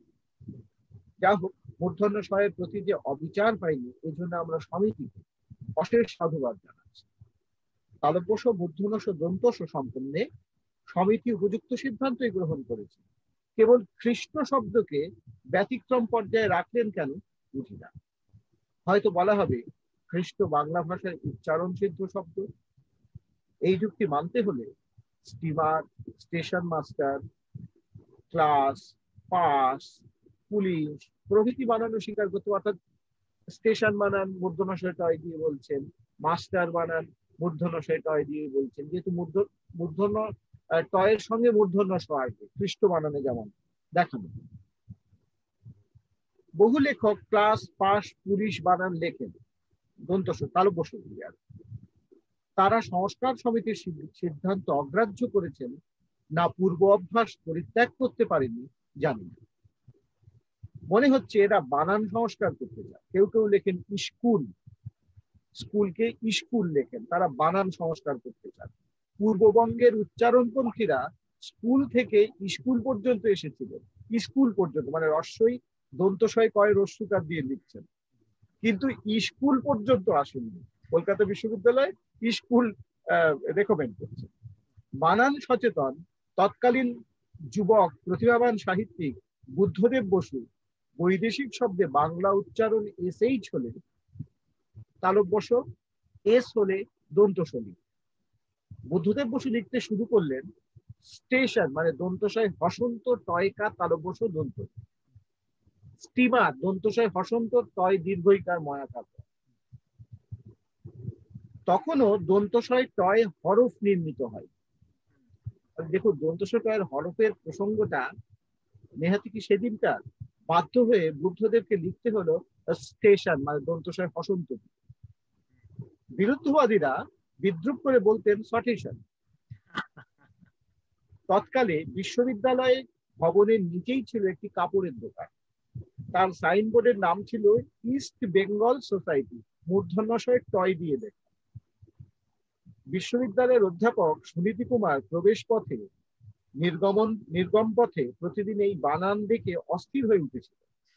বন্ধু বান্ধবদের কাছে বলতেন East Bengal society, East Bengal society মূর্ধন্যশয় টয় থাকার ফলে।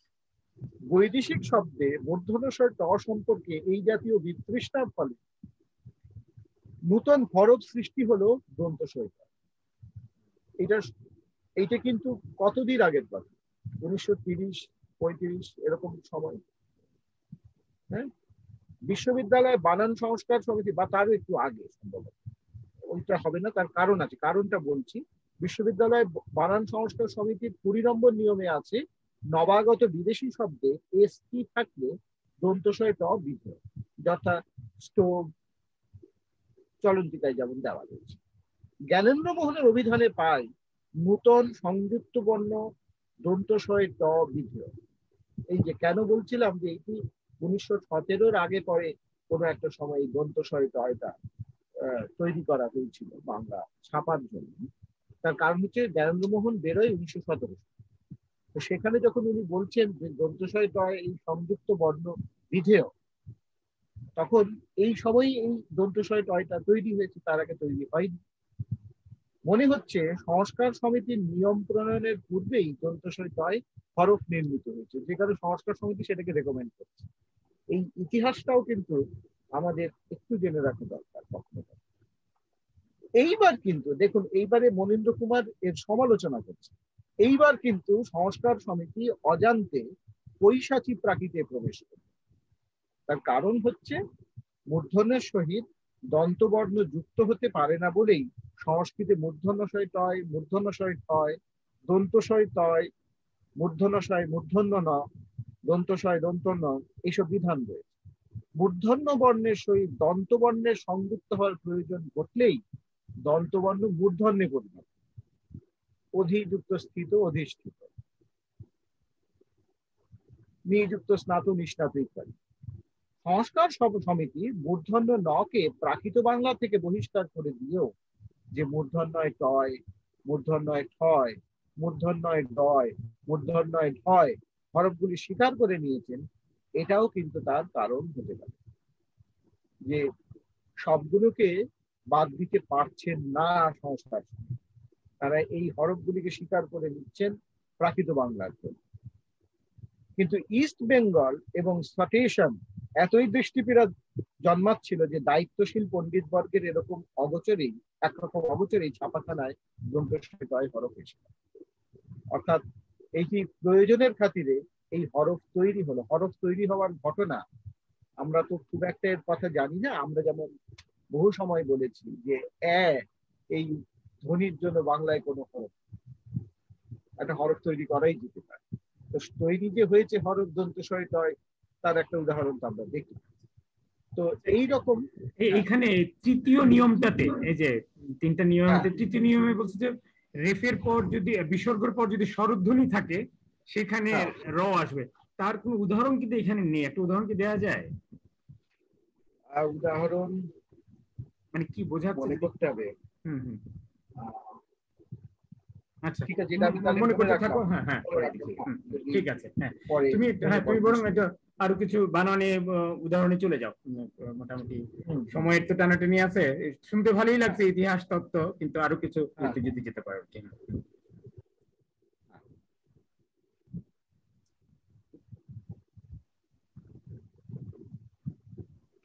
যাই হোক, এই প্রসঙ্গ অবধি এসে আমরা মনে হয় আজকে আর একটু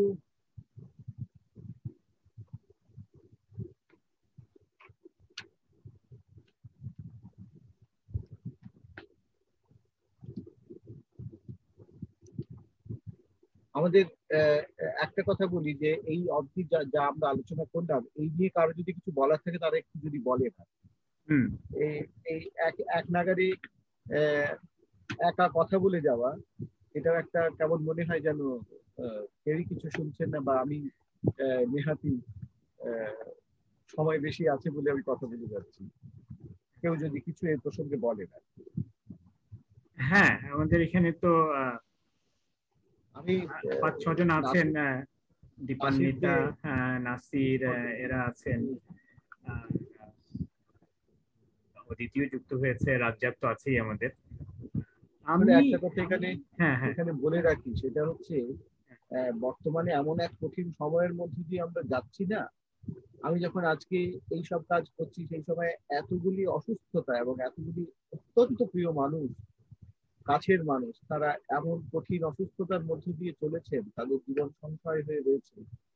খুবই বিচলিত এবং বোধ করছি আর কি, অস্থির চিত্ত হয়ে রয়েছে অনেক সময় এগুলি।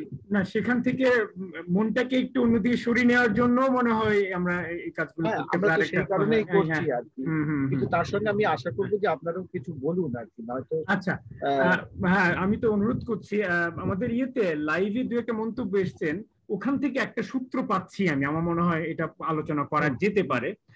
এখানে মুজিব রহমান, উনি ইংরেজির অধ্যাপক, অনুবাদক, ভালো লিখেন, তিনি যুক্ত হয়েছেন। তিনি একটা শুরুতেই বলছেন, একটা মন্তব্য তিনি করেছেন, সাবগ্রহ শুনছি। আমরা হয়তো অনেকেই ধরে নেব এটা ভুল। হ্যাঁ, কারণ আমরা সবসময় হুম। বলে থাকি সাগ্রহে শুনছি। হ্যাঁ, তো উনি নিশ্চয়ই সেটা সচেতন ভাবেই প্রয়োগ করেছেন, কারণ এরকম প্রয়োগ আছে। বিশদ বাংলাতেই 2 বছর আগে পবিত্র সরকার এসেছিলেন, তিনি একটা তার বক্তৃতায় একটি শব্দ ব্যবহার করেছিলেন, আমি এর জন্য কাউকে নিরুৎসাহ করব না বা নিরুৎসাহিত করব না, তিনি বলছেন না নিরুৎসাহ করব না, অর্থাৎ সেটা তো ব্যাকরণসম্মত বটেই।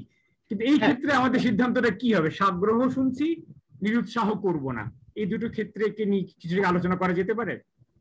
সাগ্রহ শব্দটা হচ্ছে বিশেষণ শব্দ, তাই তো? হুম, হুম, সাগ্রহ, আগ্রহের সঙ্গে, আগ্রহের সঙ্গে শুনছি। সাগ্রহ। সাগ্রহ শুনছি মানে যেটা যেভাবে উনি ব্যবহার করলেন তাতে করে এই শব্দটা এটা বিশেষণের ইয়েতে পড়ে গেল, পর্যায়ে পড়ে গেল, ব্যবহার হচ্ছে।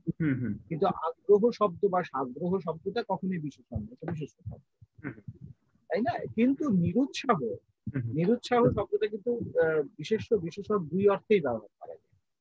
উৎসাহ নিরুৎসাহ, নিরুৎসাহিত দরকার হয় না, নিরুৎসাহ করবো না হতেই পারে, কিন্তু সাগ্রহ, সাগ্রহ অপেক্ষা হতে পারে। কিন্তু সাগ্রহ শুনছি, আমার মনে হচ্ছে এখানে একটা একার দিলে ভালো হতে পারে। আচ্ছা, একই রকম আরেকটা প্রয়োগ আমরা সবাই লিখে থাকি, সপরিবারে আমন্ত্রিত। এখানে কি দরকার আছে নাকি সপরিবার আমন্ত্রিত? সপরিবার আমন্ত্রিত তো যথেষ্ট, তাই না? যথেষ্ট, কিন্তু আমরা লিখে থাকি সপরিবারেও আর কি। যথেষ্ট। এটা আমার যে আগ্রহের জায়গা থেকে আমরা এটাকে আলাপ করে নিলাম। অন্যরা যদি কেউ কিছু বলতেন আর কি, এখানে আমার মনে হয় ভালোই হতো আসলে। আমার আরেকটা অভিজ্ঞতা এইবারই হলো, কিছুদিন আগেই হলো, সেটা আমার জানা ছিল না। আমার একটি বই বেরিয়েছে এবছর বাংলা এ থেকে, পাঠক সমাবেশ থেকে বইমেলায়, নির্জন নিঃশ্বাস। হ্যাঁ, বইটার নাম নির্জন নিঃশ্বাস, তার দ্বিতীয় সংস্করণ। প্রথম সংস্করণে নিঃশ্বাস শব্দটা বিসর্গ দিয়ে আমি লিখেছিলাম, তাই যথারীতি এই সংস্করণে সেটাই লিখেছিলাম। কিন্তু পাঠক সমাবেশের সম্পাদক আপত্তি করলেন, বলে যে না, এখন আর বিসর্গ দেওয়া হয় না, বিসর্গ ছাড়াই লেখা হয়। এটার পেছনে কারণটাও যদি একটু ব্যাখ্যা করে দিতেন। এইটা হচ্ছে দুটো বানানই কি বলবো গৃহীত হতে পারে। বিসর্গ সহ বাংলায় লেখা হয়, বিসর্গ ছাড়াও লেখা। বর্তমানে বলা হচ্ছে যে বিসর্গ ছাড়াই যেহেতু লেখা হচ্ছে, সেহেতু বিসর্গ দিয়ে লেখার কোনো প্রয়োজন নেই। এমনি উপসর্গটার সঙ্গে তো একটা বিসর্গ আছে। আগে থেকেই সেটা লেখা হতো, বিসর্গ ছাড়া লেখা হতো আগে থেকেই। আচ্ছা, অবশ্যই বাংলাতে এই নিয়ে উপসর্গটা বিসর্গ ছাড়াও ঢুকেছে, বিসর্গ ছাড়াও লেখা যেতে পারে। ওকে, এইটা হচ্ছে ব্যাপার। ঠিক আছে। আচ্ছা, এই অবধি করে আমি একটা শঙ্খ ঘোষের একটা সময় 1986 সালে শঙ্খ ঘোষ রবীন্দ্রনাথের ইয়ে থেকে আপনার ইউরোপ থেকে ফিরে আসার পরে, ইউরোপ 1926 সালে ইউরোপে বসে রবীন্দ্রনাথ যে গান লিখেছিলেন, সেই গান নিয়ে একটি অ্যালবাম তৈরি করেন 1986 সালে, রবীন্দ্রনাথের জন্মের 125 বছর হলো। সেই সময় এই রেকর্ডটি তৈরি হয়েছিল, তার থেকে শঙ্খ ঘোষের একটি অংশ আমি আপনাদের শোনাই।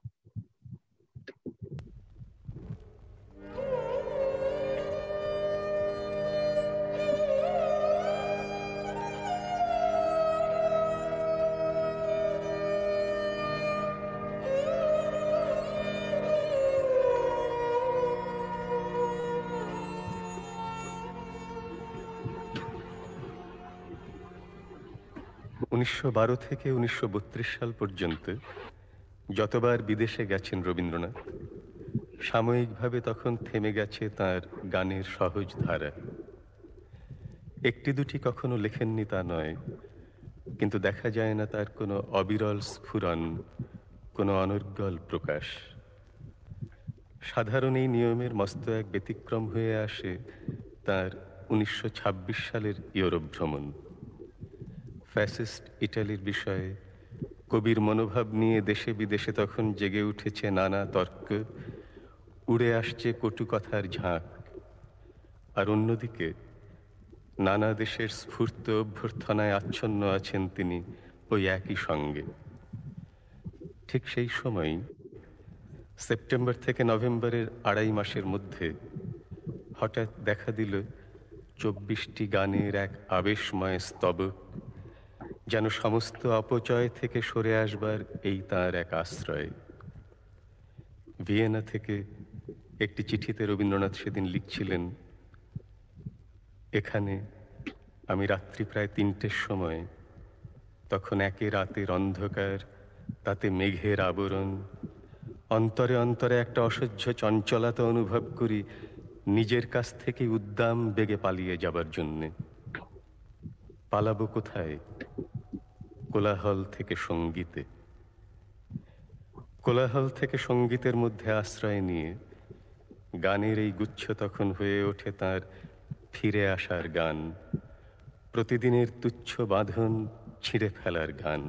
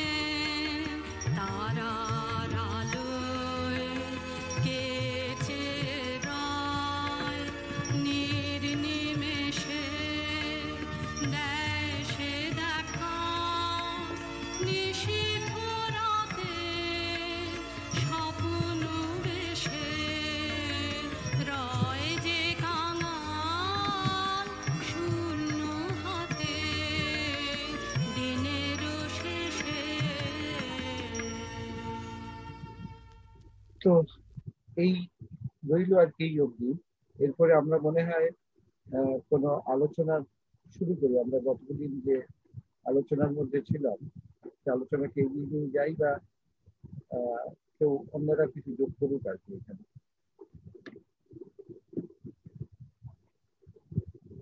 তোমার উপস্থাপনা এখানে শেষ আপাতত, তোমার প্রেজেন্টেশনটা আপাতত শেষ, তাহলে তুমি বন্ধ করে দিতে পারো এটা। ওকে, ঠিক আছে। আমাদের চ্যাটে রাজ্জাক লিখছে যে বানানের ইতিহাস তো ভারী মজা। আসলেই মজার, খুবই মজার আসলে। আমার এই প্রসঙ্গে বলে রাখি যে বাংলা বানানের ইতিহাস নিয়ে একটা মহৎ গ্রন্থ রচনা করা রচিত হয়েছে মিতালি ভট্টাচার্যের বাংলা বানানের বিবর্তন বলে একটা বই আছে। যারা আগ্রহী তারা এই বিষয়ে পড়াশোনা করে দেখতে পারেন। বইটি পারুল প্রকাশনী কলকাতা থেকে বেরিয়েছে। বানানের ইতিহাস নিয়ে আর কেউ কাজ করেনি। বানানের ঠিক ভুল নিয়ে অনেকে কাজ করছে, কিন্তু বানানের ইতিহাস নিয়ে, এবং সেখানে অনেক মজার মজার ঘটনা আছে।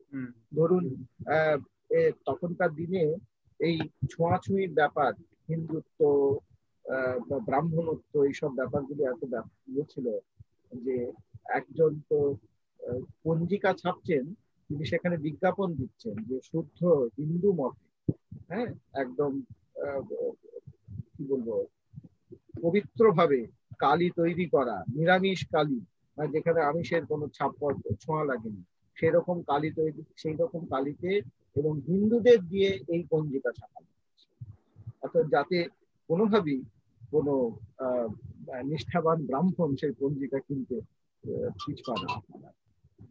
এরকম নানা মজার ইতিহাস এখানে রয়েছে। মিতালিদির এই বইটি পারলে আপনারা দেখতে পারেন। নাম কি, বইয়ের নাম কি? বিবর্তন।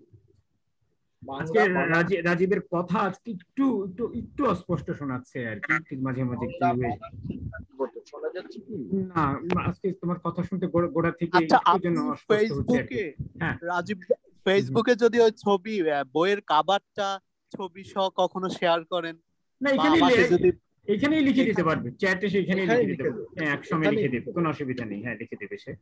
আচ্ছা, যেটা বলছিলাম, আমরা একটা আলোচনায় যেতে চাই। তো বানানের ইতিহাসই খুব মজা। তার ছোট্ট একটা এনিকডোট বা গল্প আমি বলে রাখি, এটা সবারই জানা হয়তো বা।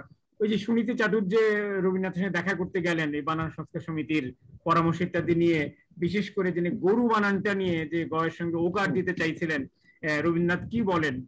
রবীন্দ্রনাথ বলেন, না মানে আমি কোনো আপত্তি দেখি না, একটা লাভ, আর কিছু না হোক অন্তত একটা লাভ তো হচ্ছে, আমাদের গরুগুলো যেরকম দিন দিন শীর্ণকায় হয়ে যাচ্ছে, অন্তত কলেবর তো বৃদ্ধি উঠলো। সেই মজাটাও তিনি করেছিলেন যে অন্তত গরুর কলেবরটা তো বাড়ানো গেল। এইটি আমি একটু পড়ে শোনাই। এই এক্স্যাক্টলি, আচ্ছা না, আচ্ছা এটা পড়ে। এটি মনেন্দ্র কুমার ঘোষের বইতেই লেখা আছে। হ্যাঁ, সেটাই আমি সেখান থেকেই জেনেছি। বাক্পতি রবীন্দ্রনাথ সবচেয়ে উপস্থিত হয়েছিলেন ভাষাচার্য সুনীতি কুমার। উদ্দেশ্য বানান সংস্কার সম্বন্ধে উপদেশ দেওয়া। সুনীতি কুমারের সঙ্গে ছিলেন সংস্কার সমিতির দুই সদস্য, অধ্যাপক চারুচন্দ্র ভট্টাচার্য ও অধ্যাপক বিজন বিহারী ভট্টাচার্য। সুনীতি কুমার প্রস্তাব করলেন কতগুলি শব্দের মৌলিক রূপটা বজায় রাখার জন্য চলতি বানান কিছু কিছু পরিবর্তন করতে চাইছে। রবীন্দ্রনাথ প্রশ্ন করলেন, যথা? সুনীতি কুমার বললেন, যেমন গরু। আমার মনে হয় শব্দ এসছে সংস্কৃত গো রূপ, গয়কার। সুতরাং বানান গ রয় রস্যু না হয়ে গয়কার রয় রস্যু হলেই ভালো। কবি বললেন, হ্যাঁ, অন্তত কলেবর বৃদ্ধি তো হয়, গাইগুলো দিন দিন যা ক্ষীণ হয়ে পড়ছে, কলেবর নিশ্চয়ই। তোমার মাইক্রোফোনটা কিন্তু সত্যি ইয়ে করছে, মানে সমস্যা করতে, এই মাত্র কিন্তু শেষ কথাটা শোনাই গেল না, কেটে গেল। যাই হোক,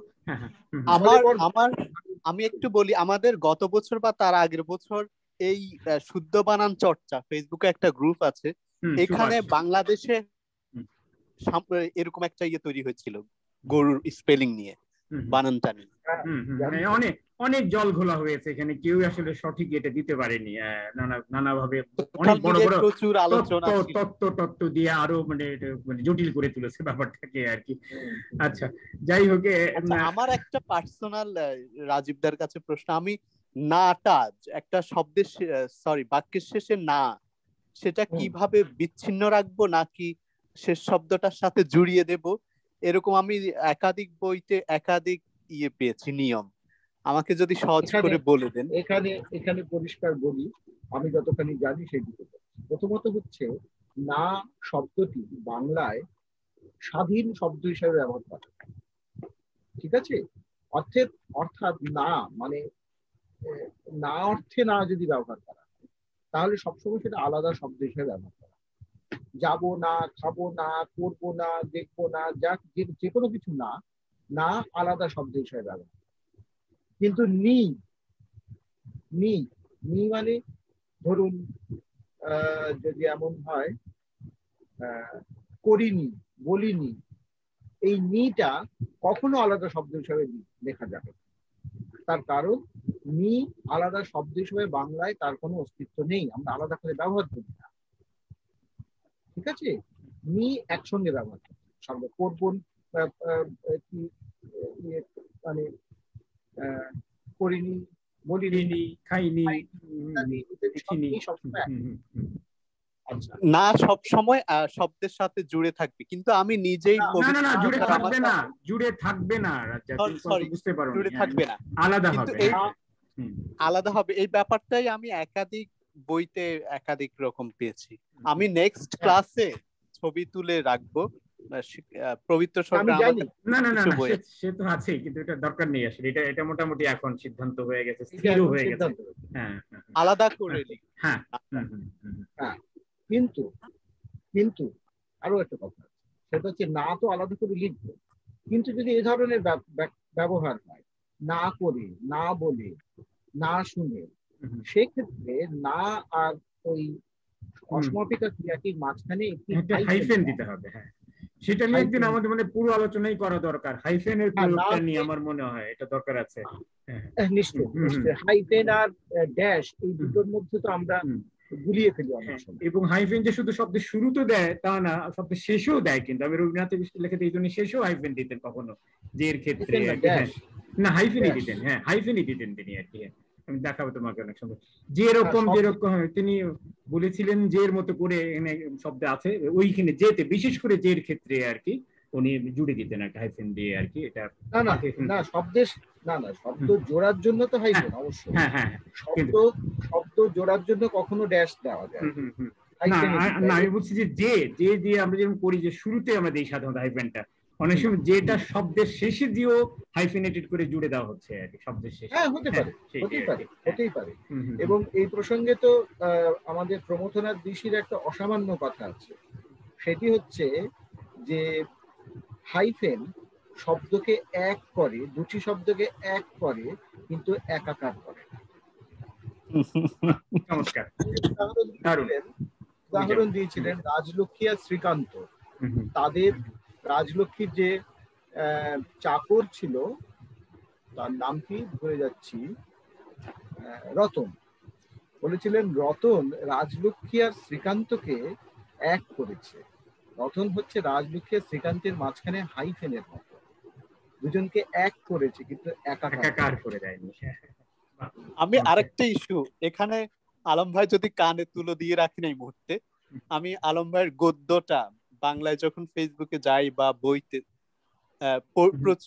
মিস করি না, কিন্তু উনি কিছু শব্দকে আমরা যেটা সাধারণত বিচ্ছিন্ন দেখি, ওনার মাঝে প্রবণতা থাকে যে এক করে লেখা, মানে স্বাধীন শব্দকে একই একটা সিঙ্গেল ওয়ার্ড লেখার প্রবণতা আছে আলম ভাইয়ের মাঝে, এটা আমি দেখতে পাই। না, এটা তো একটা স্টেটমেন্ট, এটা তো মন্তব্য হলো। একটা উদাহরণ দাও, যে উদাহরণ দিয়ে আমরা আলোচনা। হ্যাঁ, উদাহরণ এটা আমার টুকে রাখবো নেক্সট টাইম নোট করে। আচ্ছা, এখানে আরো যারা আছেন তাদের কি কিছু বলার বা মন্তব্য আছে?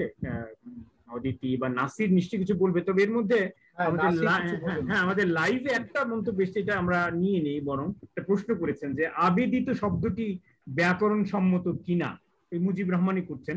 আবেদন আবেদক তো আছেই, আবেদন আবেদক তো আমরা দেখছি, আবেদিত শব্দটি ব্যাকরণ সম্মত কিনা। আবেদিত না, এরকম শব্দ কিন্তু ব্যবহার আমি দেখিনি। হ্যাঁ, কিন্তু ব্যাকরণ সম্মত কিনা, অন্তত ব্যাকরণের দিক থেকে। আবেদন নিবেদন থেকে তো নিবেদিত আমরা হরহামেশা দেখি, তাই না? নিবেদন থেকে সেই বিবেচনায়, সেই নিয়মে কি আবেদন থেকে আবেদিত হতে পারে কিনা আর কি, বা কেউ কখনো ব্যবহার করেছেন কিনা, এটা তোমার জন্য কেউ ব্যবহার করতে চায় হয়তো। হ্যাঁ, সে করতে পারবে কিনা আর কি, এটা তোমার কাছে প্রশ্ন রইল, তিনি জানতে চাইছেন আর কি। ঠিক আছে, নাসির তুমি কি আছো এখানে? তোমার অস্তিত্বের জানান দেবে একটু। হ্যাঁ আলম ভাই আছি। হ্যাঁ, বাহ, সুন্দর। তুমি ক্যামেরার আড়ালে নিজেকে লুকিয়ে রাখোনি, অনেকে ভিডিওটা অন করতে চায় না, করেছে, খুব ভালো লাগছে। তো আজকের সামগ্রিক আলোচনার পরিপ্রেক্ষিতে যদি কোনো মন্তব্য দেয় সেটাও করো, প্লাস এর সঙ্গে যদিও তুমি আরো কিছু যুক্ত করতে চাও আর এই বিষয়টা নিয়ে, হ্যাঁ, তোমার মতো করে কিছু সম্পূরক উদাহরণ, দৃষ্টান্ত, ব্যাখ্যা, বিশ্লেষণও যদি আমাদেরকে শোনাতে চাও। হ্যাঁ, প্রথমে বলি এসানকে দেখলে ভালো লাগতো। এসানকে গত অনুষ্ঠানেও দেখিনি, আজকেও দেখিনি। গত অনুষ্ঠানে সে অসুস্থ ছিল এটা জানতাম, আজকেও আসেনি। এসানকে মিস করেছি। আর হচ্ছে আমার একটা সুবিধা হচ্ছে আমি যেহেতু কিছু লিখি না, ফেসবুকেও লিখি না, আর লিখি না ধরতে গেলে, সেজন্য আমার বিশেষ কোনো সমস্যায় পড়তে হয় না, লিখতে গেলে হয়তো পড়তে হতো। এটা একটু বলে রাখলাম। আর খুব আগ্রহ আছে, তাই আমি মন দিয়ে শুনি। প্রত্যেকটা অনুষ্ঠানে আমি ছিলাম, খুব ভালোভাবে শুনেছি। আর খুব দরকার হলে বলি, না হয় বলি না। তো রাজীবদার কাছে আমার একটা জিনিস জানার আছে, আমি একটু জানতে চাই। প্রযুক্তি বিষয়ে আমার বিশেষ কোনো জ্ঞান নেই, সেজন্য আরো বেশি করে জানতে চাই। সেটা হচ্ছে ইংরেজি বানানে, যেমন আমরা স্পেল চেকার দেখি, ভুল হলে সেটা ঠিক করে দেয়, কিংবা লাল কালি দিয়ে দাগ দিয়ে নির্দেশ করে দেয়। বিশেষ করে আমাদের যেসব বানানগুলোতে দ্বিধা আছে কিংবা সন্দেহ কিংবা ভুল হওয়ার সম্ভাবনা আছে, যদি আমাদের বাংলায়ও ওইরকম বানান নির্দেশ করে দেওয়ার সুবিধা থাকতো, তাহলে এই ক্ষেত্রে বেশ সুবিধা হতো। যেমন প্রথমত ভালো করে আছে কিনা আমি বিশেষ জানিও না। আর খুব শীঘ্রই আসবে, সঠিক নামে সফটওয়্যার ডেভেলপ হচ্ছে, খুব শীঘ্রই লঞ্চ। আর আর যেমন আমি সবগুলো ইয়েতেই, যেমন বিজয়, অভ্র সব জায়গায় লিখতে পারি, কিন্তু অভ্রতে লিখতে গেলে যে সিলেকশন কেজ আসে, শব্দ অনেক সময় সিলেকশন কেজে আসে। তো সেই ক্ষেত্রেও যদি এটা স্পেল চেকারের মতো প্রায়োরিটি বেসিসে, মানে গুরুত্বের ভিত্তিতে বা শুদ্ধতার ভিত্তিতে একটা প্রথম দিকে আসতো, বা ওইরকম স্পেল চেকার যে কাজটা করে আর কি। হ্যাঁ, এই বিষয়ে আমার প্রশ্ন, আশা করি রাজীব বুঝতে পেরেছেন। এই বিষয়ে আপনি একটু ভালো করে বলেন, এরপর যদি আমার আরো প্রশ্ন থাকে জিজ্ঞেস করবো। এখানে মূল অসুবিধার জায়গাটা হচ্ছে যে মাইক্রোসফট ওয়ার্ডে, আমরা তো বেশিরভাগই মাইক্রোসফট ওয়ার্ডে কাজ করে অভ্যস্ত। মাইক্রোসফট ওয়ার্ডে যে স্পেল চেকার, সেটা মাইক্রোসফটের নিজস্ব একটা স্পেল চেকার, ইংরেজির ক্ষেত্রে যেটা কাজ করে। হ্যাঁ, ওদের একটা নিজস্ব স্পেলিং ডিকশনারি আছে, যে ডিকশনারিটা ওয়ার্ডের সঙ্গে পেছনে কাজ করতে থাকে। ওদের বাংলার জন্য এমন কোনো স্পেল চেকার নেই মাইক্রোসফট ওয়ার্ডে, ঠিক আছে? এবারে এটার উপায়টা কি? উপায়টা হচ্ছে বাইরে থেকে একটা স্পেল চেকার তৈরি করে তার সঙ্গে ইন্টিগ্রেট করে দেওয়া। এর প্রধান অসুবিধা হচ্ছে এই কাজে আমি যে সংস্থায় পশ্চিমবঙ্গে কাজ করি, ভাষা প্রযুক্তি গবেষণা পরিষদ, এরা এ ধরনের স্পেল চেকার তৈরি করেছে, কিন্তু মাইক্রোসফটের সঙ্গে তাকে ইন্টিগ্রেট করা যাচ্ছে না। তার কারণ হচ্ছে মাইক্রোসফট বাইরের কোনো থার্ড পার্টি এজেন্সিকে তারা এই রাইটটা দেয় না। অর্থাৎ ওয়ার্ডের মধ্যে তারা যে আমাদের স্পেল চেকারটাকে ইন্টিগ্রেট করে দেবে, সেইটি তারা করে দেবে। আমাদের জিনিসটা যদি আমরা তাদেরকে দিয়ে দিই, তারা সেইটাকে হয়তো তাদের মতো করে ব্যবহার করবে। কিন্তু বাংলার ক্ষেত্রে মূল সমস্যাটা হচ্ছে এখানে যে মাইক্রোসফট ওয়ার্ড যদি আমাদের মাথায় থাকে, মানে আমরা যদি একমাত্র মাইক্রোসফট ওয়ার্ড নির্ভর করি, তাহলে বাংলার জন্য নেই। না তো এইটা ওদেরকে দিয়ে দিতে অসুবিধাটা কি? তোমরা যেটা তৈরি করেছো তোমাদের প্রতিষ্ঠান, কোনো অসুবিধা নেই, কোনো অসুবিধা নেই। এটা যেহেতু সরকারি সংস্থা, তাদের দিতে গেলেও যে সরকারি স্তরে কথাবার্তা, এগ্রিমেন্ট ইত্যাদি করা দরকার, সেইখানেই জটিলতা তৈরি হয় আর কি। সেটা আমি এখানে বলতে পারবো না, কিন্তু এই পর্যায়ে এই জটিলতাগুলি তৈরি হয়। অর্থাৎ এখানে মাইক্রোসফটের সঙ্গে সরাসরি যদি আমরা কোলাবোরেট করতে পারি, তবেই একমাত্র এই কাজটা করা সম্ভব। এক, দ্বিতীয়ত হচ্ছে এর একটা সমাধান হিসেবে আমরা একটা অনলাইন স্পেল চেকিং সিস্টেম আছে আমাদের। ভাষা প্রযুক্তি গবেষণা পরিষদের ওয়েবসাইটে গেলে সেখানে অনলাইন বানান পরীক্ষক বলে একটা ব্যাপার আছে। অর্থাৎ যখনই আপনার কোনো বানানের দ্বিধা হবে, সেই বানান ওখানে লিখলে একাডেমি এবং পশ্চিমবঙ্গ বাংলা একাডেমি স্বীকৃত যে বানান, সেই বানান আপনারা ওইখানে সঠিক বানানটা দেখতে পাবেন। 3 নম্বর যে অপশনটার কথা বলছি, সেইটা হচ্ছে রাজ্জাক যেটা বলল, সেইটা হচ্ছে বাংলাদেশ সরকার এই সঠিক বলে একটি বানান ইয়ে কি বলে স্পেল চেকার তৈরি করেছে, আমিও দেখলাম কিছুদিন আগে স্পেল চেকার তৈরি করেছে, কিন্তু আমি ঠিক জানি না যে সেইটি মাইক্রোসফট ওয়ার্ডের সঙ্গে ইন্টিগ্রেট করা যাবে নাকি মাইক্রোসফট ওয়ার্ডে কোনো একটা ডকুমেন্ট থাকলে সেই ডকুমেন্টটাকে ওর মধ্য দিয়ে প্রসেস করাতে তার ভুল বানানগুলি সে ঠিক করে দেবে। এটা কিন্তু একটা অন্য প্রসেস হবে। আমাদের ক্ষেত্রে এই পশ্চিমবঙ্গ সরকারের যে বানান পরীক্ষক সেইটি কিন্তু সরাসরি ভাবে ওপেন অফিসের সঙ্গে ইন্টিগ্রেট করা যাচ্ছে। আপনারা যদি কেউ ওপেন মাইক্রোসফট ওয়ার্ড ব্যবহার না করে ওপেন অফিস ব্যবহার করেন, সেখানে কিন্তু বানান পরীক্ষকটাকে ইন্টিগ্রেট করা যায় পশ্চিমবঙ্গ সরকারের, কারণ সেটি যেহেতু ওপেন সোর্স সফটওয়্যার সঙ্গে করা সম্ভব হয়, কিন্তু মাইক্রোসফটের সঙ্গে করাটা এটা হচ্ছে অসুবিধা, যে আমাদের সমস্ত শর্ত ত্যাগ করে তাদেরকে দান করতে হবে।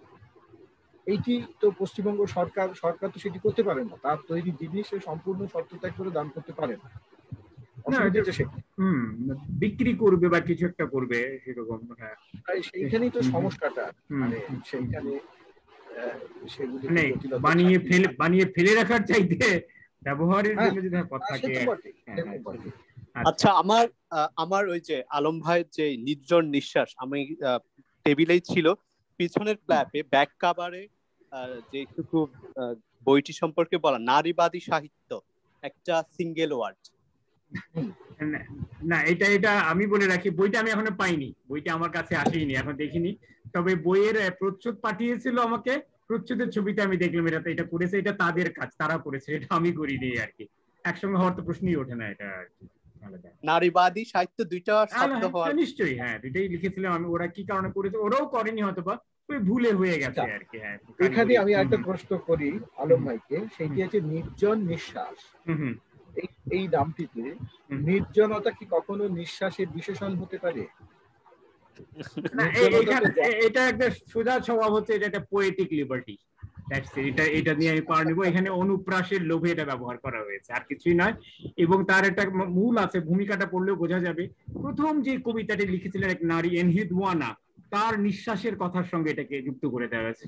সে এনহেদওয়ানা এখন হারিয়ে গেছে, নির্জন, তাকে পাওয়া যাচ্ছে না, কোন নির্জন থেকে তিনি হয়তো নিঃশ্বাসটা ফেলেছিলেন, এইভাবে লিখেছিল। বাট তৈরি করেছি আমি একটা ওই ধরনের পোয়েটিক লিবার্টি নিয়ে, অনুপ্রাসের মজাটুকু রাখার জন্য শুধু। এটা ভূমিকায় আছে, বইটার ভূমিকায়। কারণ এটা নিয়ে কেন এই কথাটা বললাম, এটা নিয়ে কালিদাস রায়, কবি কালিদাস রায়ের একটা বই আছে শাব্দিক বলে, চমৎকার বই, যদি চান এটা দেখতে পারেন। এখানে বিভিন্ন শব্দের এই ব্যবহার নিয়ে উনি কথা বলেছেন।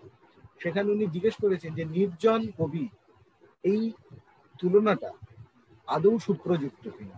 কবি যখন তিনি নির্জন কি করে হবে, নির্জন স্থান হতে পারে, কিন্তু নির্জন কবি কি করে হবে? হ্যাঁ, তো জনমানুষহীন, জনমানুষের থেকে আলাদা আছেন তিনি, সেই অর্থে এটা হতে পারে। নির্জন নিঃসঙ্গ হতে পারে, নিঃসঙ্গ হতে পারে, নির্জন মানুষ। এটি কালিদাস রায়ের কথা, আমার কথা বলছি। কালিদাস রায়ের বক্তব্য হচ্ছে নির্জনতা মানুষের বিশেষণ নয়, নির্জনতা মনুষ্যেতর কোনো কিছুর বিশেষণ, মানুষ ছাড়াও মানুষের বিশেষণ নির্জন। হ্যাঁ, আচ্ছা বলো। আর আমি আর একটু জিজ্ঞেস করতে চাই। প্রথমে রাজ্জাকের কাছে প্রশ্ন করছি। রাজ্জাক, তুমি যদি আরো একটু বিস্তারিত জানো সেই স্পেল চেকার সম্পর্কে, তাহলে একটু জানাবে। আচ্ছা, এটা ওরাই প্রমোট করছে, আমি তোমাকে পাঠিয়ে দেব এই যে। আচ্ছা, ঠিক আছে। আর রাজীবদার কাছে আমার ফিচারগুলো কি কি কাজ করা যাবে সেসব নিয়েও জানাচ্ছে। মেটাভার্স হয়তো রিলিজ করছে, শীঘ্রই করবে, চূড়ান্ত রিলিজ করবে। আচ্ছা, এই ঠিক আছে রাজ্জাক, পাঠিয়ে দিও। এই প্রসঙ্গে বলি, একবার এসান আমাকে একজনের সঙ্গে পরিচয় করিয়ে দিলেন। তিনি বোধহয় ঢাকা বিশ্ববিদ্যালয়ের ছাত্র ছিলেন, জাতিসংঘে কাজ করেন, আনোয়ারুসালাম তার নাম। তো তারা একটা স্পেল চেকার বানাবে, এইরকম একটা প্রজেক্টে আমাকে কাজ করার জন্য প্রস্তাব দিলেন। তা আমি তাদেরকে একটা সিভিও পাঠিয়েছিলাম, পরে আর কোনো প্রত্যুত্তর পাইনি। যাই হোক, সেই প্রজেক্ট হয়তো আর আগায়নি, এটা হতে পারে, বা আমাকে পছন্দ করেনি। তো আমি রাজীবদার কাছে আরেকটু জানতে চাই, যেমন এই যে আমরা বেশিরভাগ ক্ষেত্রেই যে সমস্যাটায় পড়ি, যে এই যেগুলো ভুল আর কি, ভুল বানান, স্পেল জায়গা থাকলে এগুলো তো খুবই সুবিধা হতো, অন্তত নির্দেশনা পেতে খুবই সুবিধা হতো। এই ব্যাপারে আপনি তো বাংলা একাডেমির যে এই প্রমিত বাংলা ব্যাকরণ বোধহয় সেটার সঙ্গেও জড়িত ছিলেন, সেটা রচনার সঙ্গে। বাংলা একাডেমিতে তো আপনার ভালোই প্রবেশ আছে।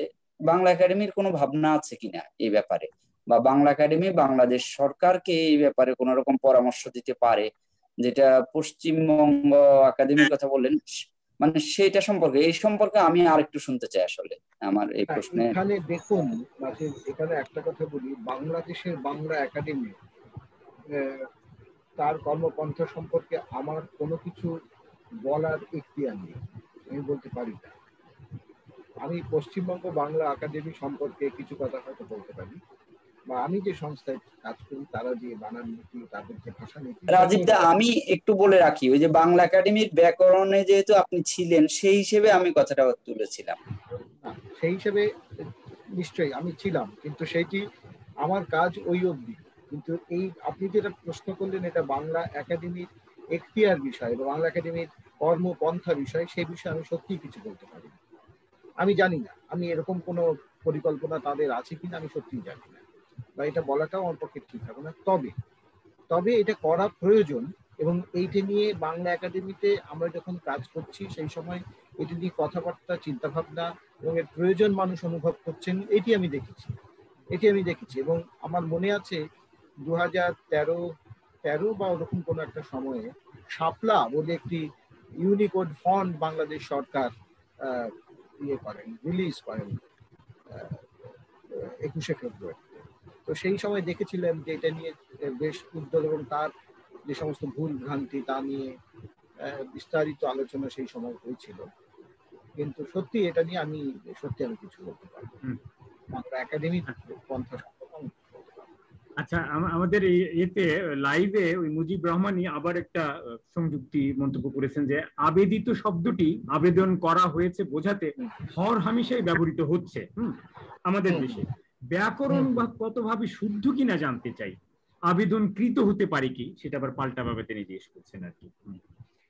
আবেদনকৃত তো হতেই পারে, কিন্তু আবেদিত শব্দটা সত্যি আমি কখনো এর ব্যবহার দেখিনি, এবং কি অভিধানে এই শব্দ নেই।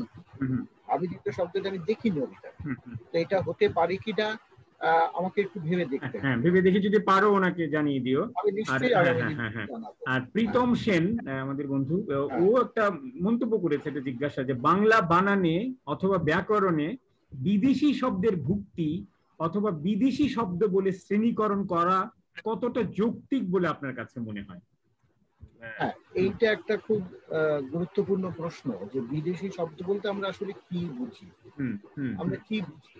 অর্থাৎ ইংরেজি শব্দকে কি আমরা বিদেশি শব্দ বলবো, তামিল শব্দটাকে বিদেশি শব্দ বলবো নাকি দেশি শব্দ বলবো, আবার এদিকে সাঁওতালি শব্দকে দেশি বলবো না বিদেশি বলবো। এখন দেশ আর বিদেশের হিসেবটা এখানে একটা রাজনৈতিক হিসেব জড়িয়ে রয়েছে। আমাদের বলা হয় যে বহির্ভারতীয় যে সমস্ত ভাষা, সেগুলোকেই আমরা বিদেশি ভাষা হিসেবে বলে থাকি। কিন্তু সেই দিক থেকে দেখতে গেলে এখন ইংরেজি ভাষার শব্দকে আদৌ আমরা বিদেশি ভাষার শব্দ বলবো কিনা, ইংরেজি তো ভারতীয় সংবিধানের, এমনকি বাংলাদেশেও এটা একটা সংবিধান স্বীকৃত ভাষা, এটাকে আদৌ বিদেশি ভাষা বলবো কিনা সেই বিষয়ে নিশ্চয়ই সন্দেহের অবকাশ আছে। কিন্তু মূলত যেগুলি ভারতীয় ভাষা বা দেশের ভাষা নয়, অর্থাৎ বাংলাদেশের ক্ষেত্রেও তাই বলতো যে বাংলাদেশের এই ভাষাগুলি বিভিন্ন সময় বা ঐতিহাসিক ভাবে বলা হয় না, সেই ভাষাগুলি থেকে আগত শব্দকে আমরা বিদেশি বলে চিহ্নিত করি। সেই হিসেবে জার্মান শব্দ বাংলায় ব্যবহৃত হলে সেটি বিদেশি, কিন্তু যদি একটা টোটো শব্দ বাংলায় ব্যবহার করা হয় সেটাকে আমি বিদেশি বলবো না, সেটাকে দেশি শব্দই বলবো। এইভাবেই সাধারণত আমরা এই বিবেচনাগুলি করে থাকি। অবশ্যই আপনার প্রশ্নটা যুক্তিযুক্ত, কারণ এইটি এখনো একটা রাজনৈতিক সিদ্ধান্তের ব্যাপার, যে কাকে আমরা বিদেশি বলবো, কাকে আমরা দেশি বলবো। আচ্ছা, সফিউল আজম ওই সাগ্রহর জের ধরেই বলছেন যে এটাকে বিশেষণ হিসেবে অর্থ আছে, বিশেষণ হিসেবে ইচ্ছা প্রণোদিত, আগ্রহশীল, আগ্রহযুক্ত। বিশেষ্য হিসেবে নেই আর কি, তাই তো? বেশ আগ্রহ, হ্যাঁ সাগ্রহ তো বিশেষ হিসেবে ব্যবহার দেখিনি। আগ্রহ শব্দটা বিশেষ্য আছে, কিন্তু সাগ্রহ বিশেষ হিসেবে ব্যবহার দেখিনি আর কি। ঠিক আছে। হ্যাঁ হ্যাঁ আমার সাগ্রহ আছে এমন তো বলি না, হ্যাঁ হ্যাঁ বলি না। হ্যাঁ হ্যাঁ আমার আগ্রহ আছে বলি, কিন্তু সাগ্রহ যখন বলি তখন বিশেষণ হিসেবে সাধারণত ব্যবহার করি।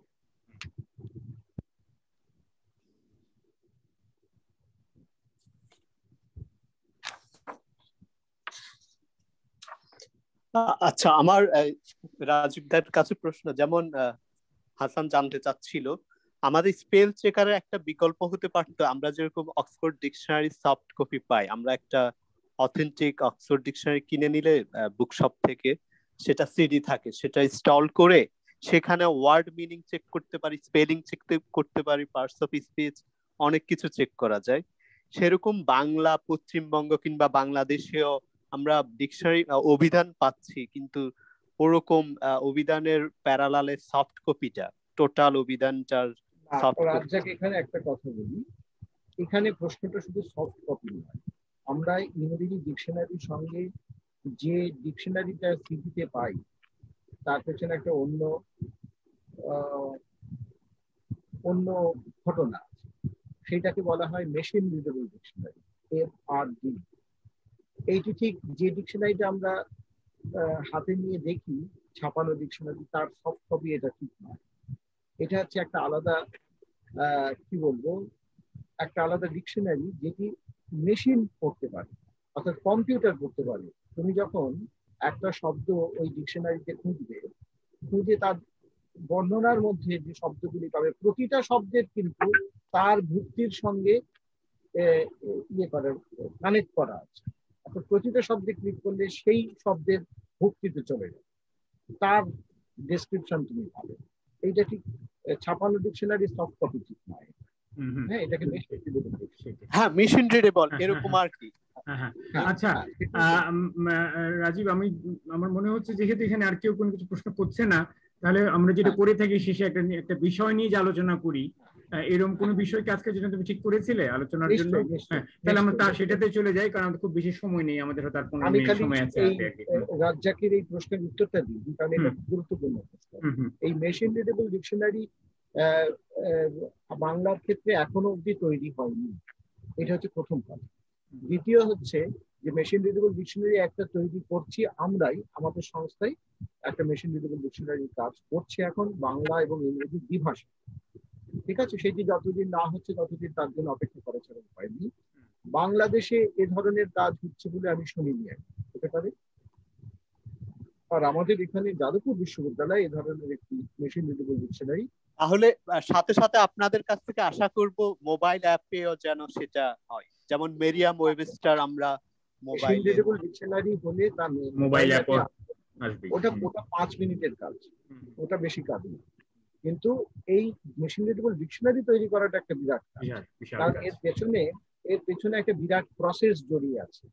অর্থাৎ 1990 সালের পর থেকে ইংরেজিতে বা ইউরোপীয় ভাষায় যে ডিকশনারিগুলি তৈরি হচ্ছে, তোমরা দেখে থাকবে যে প্রতিটা ডিকশনারির পেছনে কিছু কিছু উদাহরণ সঙ্গে, প্রতিটা শব্দের সঙ্গে এক্সাম্পল সেন্টেন্স থাকবে, কিছু কিছু এক্সাম্পল সেন্টেন্স থাকে। এই সেন্টেন্সগুলি কোথা থেকে পায়? লক্ষ লক্ষ শব্দের জন্য তো সেন্টেন্স ডিকশনারি যারা তৈরি করে তারা তৈরি করে। এইটাকে বলা হয় কর্পাস ড্রিভেন ডেটাবেস। কর্পাস, হ্যাঁ, একটা থাকে ব্যাংক। বাক্য ব্যবহার করছে, তার যে কর্পাস তৈরি হয়, তার যে একটা বিরাট ভান্ডার তৈরি, খবরের কাগজ থেকে নেওয়া হয়, বই থেকে নেওয়া হয়, এইভাবে যেমন বলাই হয় যে 800 মিলিয়ন কর্পাস, এরকম কর্পাস তৈরি হয়েছে বিভিন্ন দেশে। ইংরেজি ভাষার ক্ষেত্রে মূলত, স্প্যানিশের ক্ষেত্রে হয়েছে, ফরাসি ভাষার ক্ষেত্রে হয়েছে। তো এই কর্পাস গুলিকে এই ডিকশনারিগুলির পেছনে জুড়ে দেওয়া হয়, যাতে করে কোনো একটা বিশেষ শব্দ তার যে কোলোকেশন, অর্থাৎ ওই শব্দটা কোন কোন শব্দের আশেপাশে বসতে পারে, তার যে স্ট্রাকচার সেইটি তোমার সামনে তুলে দেবে। তার থেকে একটি বাক্য তুলে নিয়ে এসে তোমাকে উদাহরণ হিসেবে দেখানো। অর্থাৎ এগুলি কোনোটাই কিন্তু আগের ডিকশনারি যারা তৈরি করতেন তারা কি করতেন, তারা বিভিন্ন বই থেকে উদাহরণ সংগ্রহ করতেন, তাই না? আমরা যখন দেখি আমাদের যে পুরনো ডিকশনারি, ধরো জ্ঞানেন্দ্র মোহন দাস বা হরিচরণ বন্দ্যোপাধ্যায়, তাদের ডিকশনারিতে কি দেখেছি যে একটা বিশেষ শব্দ তার পেছনে লেখা আছে রঠা, মানে রবীন্দ্রনাথ ঠাকুরের কোনো একটা লেখা থেকে তুলেছেন, কোথাও একটা বৈষ্ণব পদাবলী থেকে তুলেছেন। অর্থাৎ এটা বিশাল একটা কাজ। ওই ওই ওই কর্পাসের কাজটা কিন্তু এরাও করেছেন, কিন্তু এখন কর্পাস জিনিসটা একদম মেশিন রিডেবল ফরম্যাটে তৈরি করা হয়। বাংলার ক্ষেত্রে দুঃখের বিষয় হচ্ছে এরকম কোনো কর্পাস এখন অব্দি তৈরি হয়নি, যে কারণে বাংলা একাডেমি, ঢাকা বাংলা একাডেমি যখন বিবর্তনমূলক বাংলা অভিধান করি, বিবর্তনমূলক বাংলা অভিধানে আমরা কি দেখেছি যে প্রতিটা শব্দের তার ব্যবহারের ইতিহাস, প্রয়োগের ইতিহাস নিয়ে কথা বলা। তাতে করে তাদের পক্ষে যতগুলি বই দেখা সম্ভব হয়েছে তার থেকেই তারা উদাহরণ দিয়েছে, এবং অনেক বই তার বাইরে রয়ে গেছে। স্বাভাবিক, এটা তো একদিনের কাজ নয়, 3 বছরে এই কাজ করা সম্ভব, কিন্তু যে কাজটা তারা করেছেন সেটা বিশাল কাজ। ওই 3 খণ্ডের যে ডিকশনারি তারা করেছেন, যে পরিশ্রম তারা 3 বছরে করেছেন, সেটা বিরাট ব্যাপার। কিন্তু তারপরেও কাজটা সম্পূর্ণ করা যায়নি এই কারণে যে বাংলার কোনো কর্পাস, মেশিন রিডেবল বা সার্চেবল কর্পাস নেই। একটা শব্দের ব্যবহার তুমি এক লহমায় যে খুঁজে বার করবে, এটা Oxford dictionary, Oxford English dictionary এটা কেন পারে? তার কারণ তাদের ওই বিরাট কর্পাস কিন্তু আছে, বাংলায় নেই। বাংলায় এখনো যদি তুমি খোঁজো চর্যাপদের একটা ডিজিটাল এডিশন আছে, তোমার কাছে পারবে না, নেই বলেই আমরা এই কাজগুলি করতে পারি। এটাও একটা গুরুত্বপূর্ণ বাংলার এই যে কি বলে টেকনোলজি অ্যাসিস্টেড বাংলা চর্চা, এইটার ক্ষেত্রে কিন্তু আমরা তরুণ প্রজন্ম দূরে সরে থাকে আর কি। না না, এটা তরুণ প্রজন্ম দূরে সরে থাকা এই এত হালকাভাবে কথাটা বললে হবে। যাতে এটাতে অংশভাগী হতে পারে, তারা কাজে নামুক, তারাও করুক এটা, যেহেতু তাদের প্রয়োজন। হ্যাঁ নিশ্চয়ই, কিন্তু আমরা কি তাদেরকে সেই সুযোগ দিচ্ছি কিনা? অব্রনা আসলে এখন যেটুকু লেখা হচ্ছে বাংলা এই জেনারেশন তাও লিখতো না। ঠিক ঠিক আছে, হ্যাঁ হ্যাঁ আচ্ছা, অব্রর একটা বিরাট জায়গা আছে নিশ্চয়ই, কিন্তু এর পেছনে একটা ইতিহাস আছে। 1991 সাল থেকে বাংলায় ইউনিকোড ফন্ট তৈরি হয়েছে। হ্যাঁ, 1991 সাল। আমি 2001-এ ইউনিকোডে আমি ওয়েব পেজ ডিজাইন করেছি রাজ্জাক, তখন অভ্র ছিল না, কিন্তু তখনও করা যেত, তখনও কিছু জিনিস ছিল। অবশ্যই অভ্র একটা গুরুত্বপূর্ণ ভূমিকা পালন, সাধারণের মধ্যে সেটাকে ছড়িয়ে দিয়েছে, সেটা হয়তো অন্য কেউ পারে। ঠিক আছে, আমার মনে হয় আমরা তাহলে ওই আলোচনায় যাই। তুমি যে বিষয়ে কথা বলতে চেয়েছিলে, আপনার একটা নির্দিষ্ট কোনো প্রসঙ্গ নিয়ে, বানান, ভাষা, ব্যাকরণ বিষয়ে। এরপর আমরা আবার যাব প্রশ্নে। এর মধ্যে কিছু প্রশ্ন তৈরি হয়ে গিয়ে থাকে, অদিতি, দীপান্বিতা, মাহিয়া এরা আছে লাইভেও যদি প্রশ্ন আসে। আমি আজকে কথা বলতে চাইছিলাম কেন রাজ্জাকের প্রশ্নগুলি আমি এত করে উত্তর দিচ্ছিলাম, আমি আসলে বলতেই চেয়েছিলাম আজকে যে বাংলা ভাষার বিশ্বায়নের প্রসঙ্গে যে প্রযুক্তির ভূমিকার কথা আমরা সবসময় বলে থাকি, এই কথাটাই আমার আজকে আমি ভেবেছিলাম যে এই কথা নিয়ে আলোচনা করব, যে প্রযুক্তির পেছনে, বাংলা ভাষার বিশ্বায়নের পেছনে প্রযুক্তির ভূমিকা কতখানি, আদৌ প্রযুক্তি এখানে কাজে লাগে। একটা দল আছেন তারা বলেন যে খাতায় কলমে লেখা সেটি হচ্ছে বাংলা লেখার মূল কথা, কিন্তু আমরা আজকে যে যুগে এসে দাঁড়িয়েছি সেখানে ইনফরমেশন এক্সচেঞ্জ হচ্ছে একটা বড় বিষয়, তথ্যের আদান প্রদান, এবং সেইটি যে ভাষাতে যে হরফে করা সম্ভব, সেটি যদি তার সাপোর্ট যদি আমাদের টেকনোলজিতে থাকে, আমাদের প্রযুক্তিতে থাকে, সেইটাকে নিয়ে এগিয়ে যাওয়াই মানে আমাদের সব থেকে বড় কাজ হবে। তো এইখানে বাংলার ক্ষেত্রে যে কথা রাজ্জাক একটু আগে বলছিল, যে এই যে মেশিন রিডেবল ডিকশনারি, এটা একটা মস্ত বড় প্রয়োজনীয় কাজ, এখন মস্ত বড় প্রয়োজনীয় কাজ, যে দ্বিভাষিক অভিধান বাংলার সঙ্গে শুধু ইংরেজি নয়, বাংলার সঙ্গে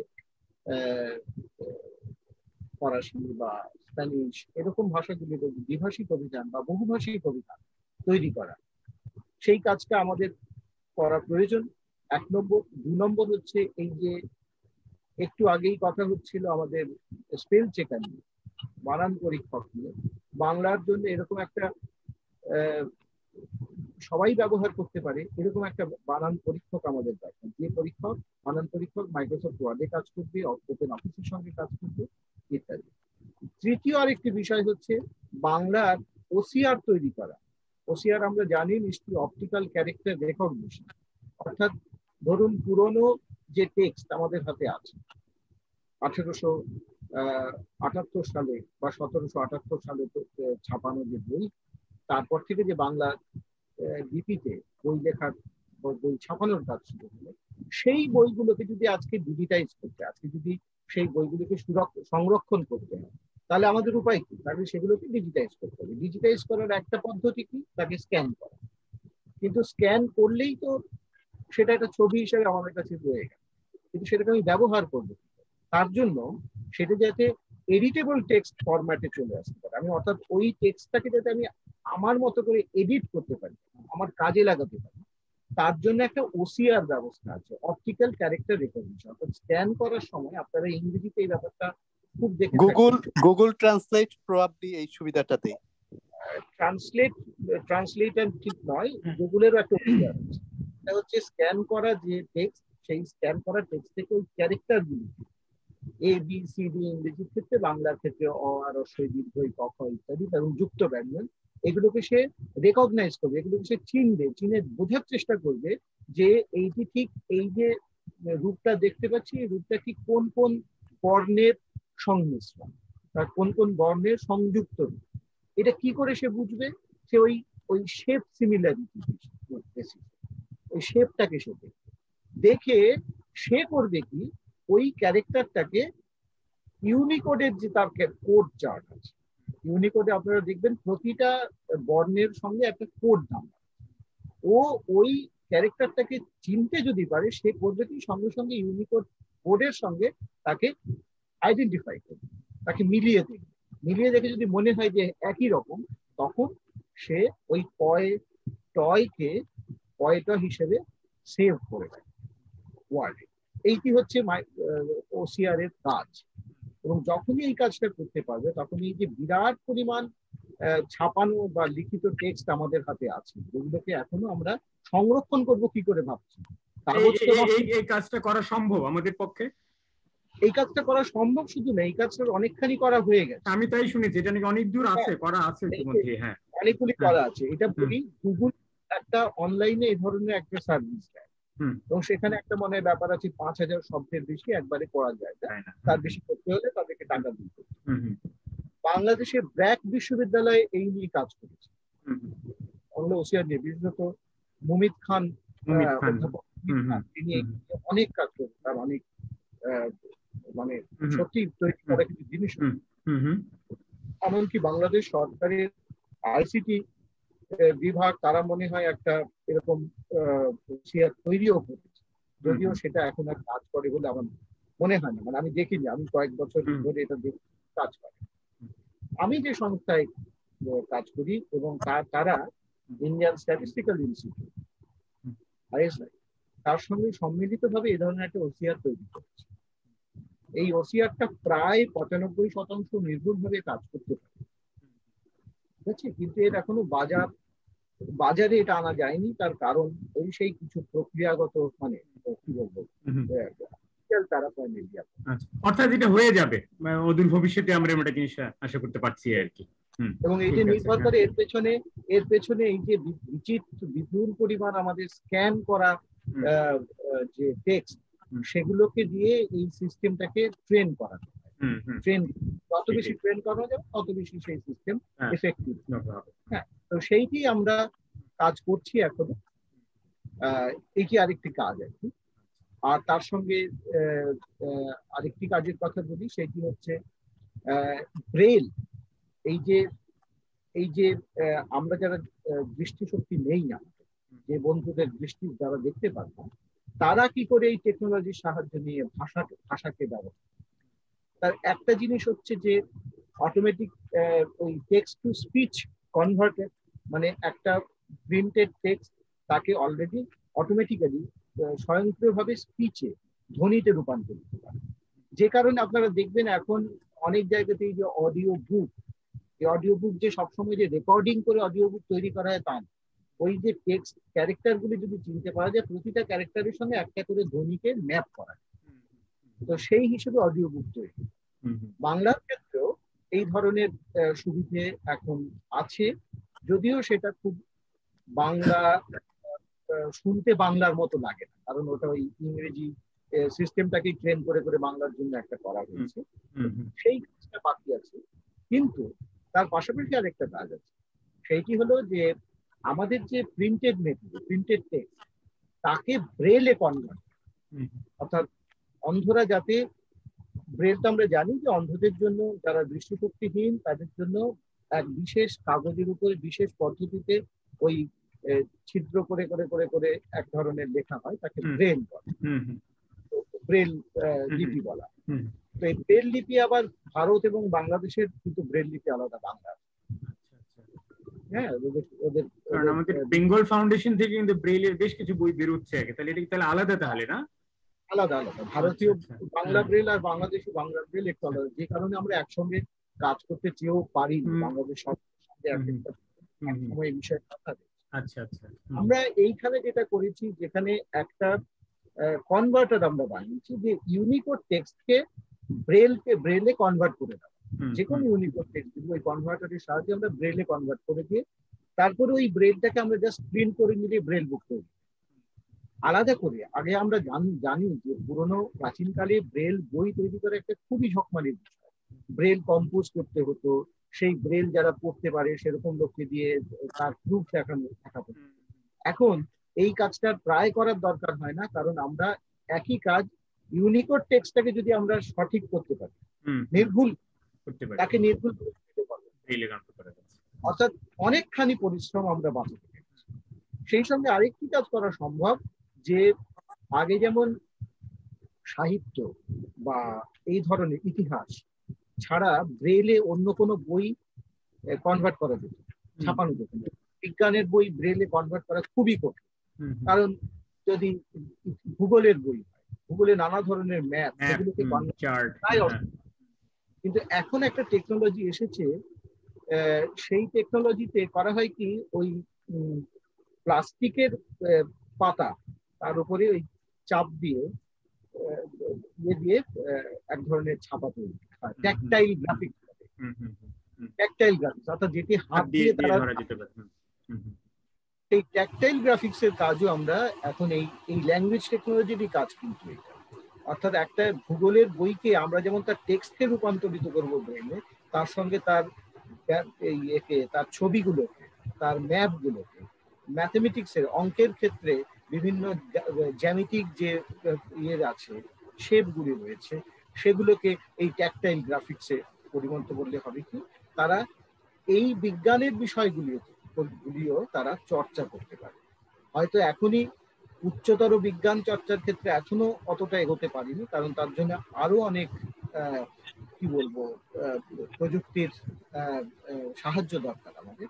কিন্তু এখন মোটামুটি এই একটা জায়গায় পৌঁছানো গেছে যে একটা সময় যে আমরা মোটে এগোতে পারতাম না, যে যারা দৃষ্টিহীন তারা হয় অন্য কেউ পড়ে দিলে তারা শুনতে পাবেন, বা এখন কম্পিউটারেও বাংলা পড়ে দিতে পারছে, সেই জায়গাটাও অনেকটা এসে গেছে, বা তারা নিজেদের মতো করে নিজেদের ব্রেল বই নিজেরা তৈরি করে দিতে পারে। এই জিনিসগুলিতে আমরা এখন এসে পৌঁছেছি, প্রযুক্তি আমাদের এই কতগুলি জায়গা তৈরি করে দিয়েছে। ঠিক আছে, এই নিয়ে আমি একটা ইন্টারভিউ নিয়েছিলাম ডক্টর আতাউল করিম, তিনি বাংলাদেশের বিশিষ্ট বিজ্ঞানী, যুক্তরাষ্ট্রে থাকেন। তিনি প্রচুর কাজ করেছেন, এই নিয়ে প্রচুর কাজ করেছেন, আর কোথায় কোথায় কাজ করতে হবে সেটাও তিনি চিহ্নিত করে দিয়েছেন। আমি দেখি সময় পেলে সেই ইন্টারভিউটার অংশ বিশেষ আমি এখানে ভাগ করে নেব। আমাদের সময় কিন্তু পুরিয়ে এটা নিয়ে মনে হয় আলম ভাই 2018-তে চট্টগ্রাম টেলিভিশনে আমি আর আপনি কথা বলেছিলাম এই বাংলা ভাষা প্রযুক্তির ব্যবহারে, তখন এই ইন্টারভিউর কথা আপনি উল্লেখ করেছিলেন। এবং আমি সেইটার ভিডিওটা তোমাকে দিয়েছি, আমি বলেছিলাম সেটা কিন্তু রিপ করে দিলে আমরা একটা ইউটিউবে যেন দিয়ে দিতে পারি, তাহলে অনেকে এটা শুনতে পাবে আর কি। সেই কাজটা যদি তুমি করতে পারো তাহলে ইউটিউবে দিলে খুব ভালো হয় আর কি। আলম ভাই আমি কয়েক সেকেন্ড না, দাঁড়াও, আমি তো জাস্ট শেষ করে নেই। লাইভে মুজিবুর রহমান আরেকটি প্রশ্ন করেছেন, সেটা বোধহয় ইতিমধ্যে তুমি উত্তর দিয়েছো, তবু আবার বলো, বাংলা ভাষায় কি কোনো ডিকশনারি অফ কোলোকেশনস আছে? উনি জানতে চাচ্ছেন, যেমন এবং এটা অনেকে বাংলা নামও দিয়েছেন, যে বাংলা ভাষায় কি কোনো সমাবিষ্ট শব্দের অভিধান আছে? ইংরেজিতে যেমন ডিকশনারি অফ কোলোকেশনস আছে, জানাবেন রাজীব দা। না, বাংলাতে কোলোকেশনাল ডিকশনারি আমি দেখিনি এখন, আমার আচ্ছা, চোখে পড়ে। হ্যাঁ হ্যাঁ আমার চোখে পড়ে। হ্যাঁ হ্যাঁ, ঠিক আছে রাজ্জাক, বলো। তবে একটু বলে রাখা যে আমি বাংলায় একটা কর্পাস তৈরি করা সম্ভব হয়, কোলোকেশনাল ডিকশনারি তৈরি করতে 5 মিনিট সময় লাগবে। ওকে, কর্পাস যদি তৈরি। হ্যাঁ বুঝতে পেরেছি। আচ্ছা, আমি রাজীব দাকে ধন্যবাদ জানাতে চাচ্ছি, ওনার বিশাল কর্মযজ্ঞের সামান্য আমাদের সাথে শেয়ার করছেন। ওনার সম্পর্কে যখন আমি জানি ভাষা প্রযুক্তিবিদ, তখন আমার অবাক করা একটা তৈরি হলো যে ভাষা প্রযুক্তিবিদ এরকম একটা প্রতিষ্ঠানে উনি কাজ করছেন, বাংলাদেশে প্যারালাল খুঁজছি আমি, বা এরকম যারা কাজ করেন ওরা কারা। বাংলাদেশে হয়তো আমি জানি না। রাজ্জাক, তুমি প্রথমে ভেবেছিলে যে এই ভাষা প্রযুক্তিবিদ কোন চিড়িয়াখানায় থাকে। আচ্ছা ঠিক আছে, আমি চমৎকৃত হলাম, আমি অবাক হলাম যে এই সব নিয়ে কাজ হচ্ছে। হ্যাঁ, এটা তুমি ওকে জানিয়ে দিও ব্যক্তিগতভাবে, আরো বড় করে একটা ইমেল করে দাও আর কি। হ্যাঁ, আজকে আমাদের সময় একদম শেষ হয়ে গেছে, 2 ঘন্টা আমরা ইতিমধ্যে নিয়ে ফেলেছি। আমি চাইবো যে এখন জুমে আর যারা আছে তাদের কোনো বক্তব্য আছে কিনা তারা এই সুযোগে করতে পারে। অদিতি এবং দীপান্বিতা বোধহয় চলেই গেছে, মাহিয়া আছে, তাদের যদি কিছু বলার থাকে, বা নাসিরও যদি আর কিছু বলতে চায় এই অনুষ্ঠান কেন্দ্রিক।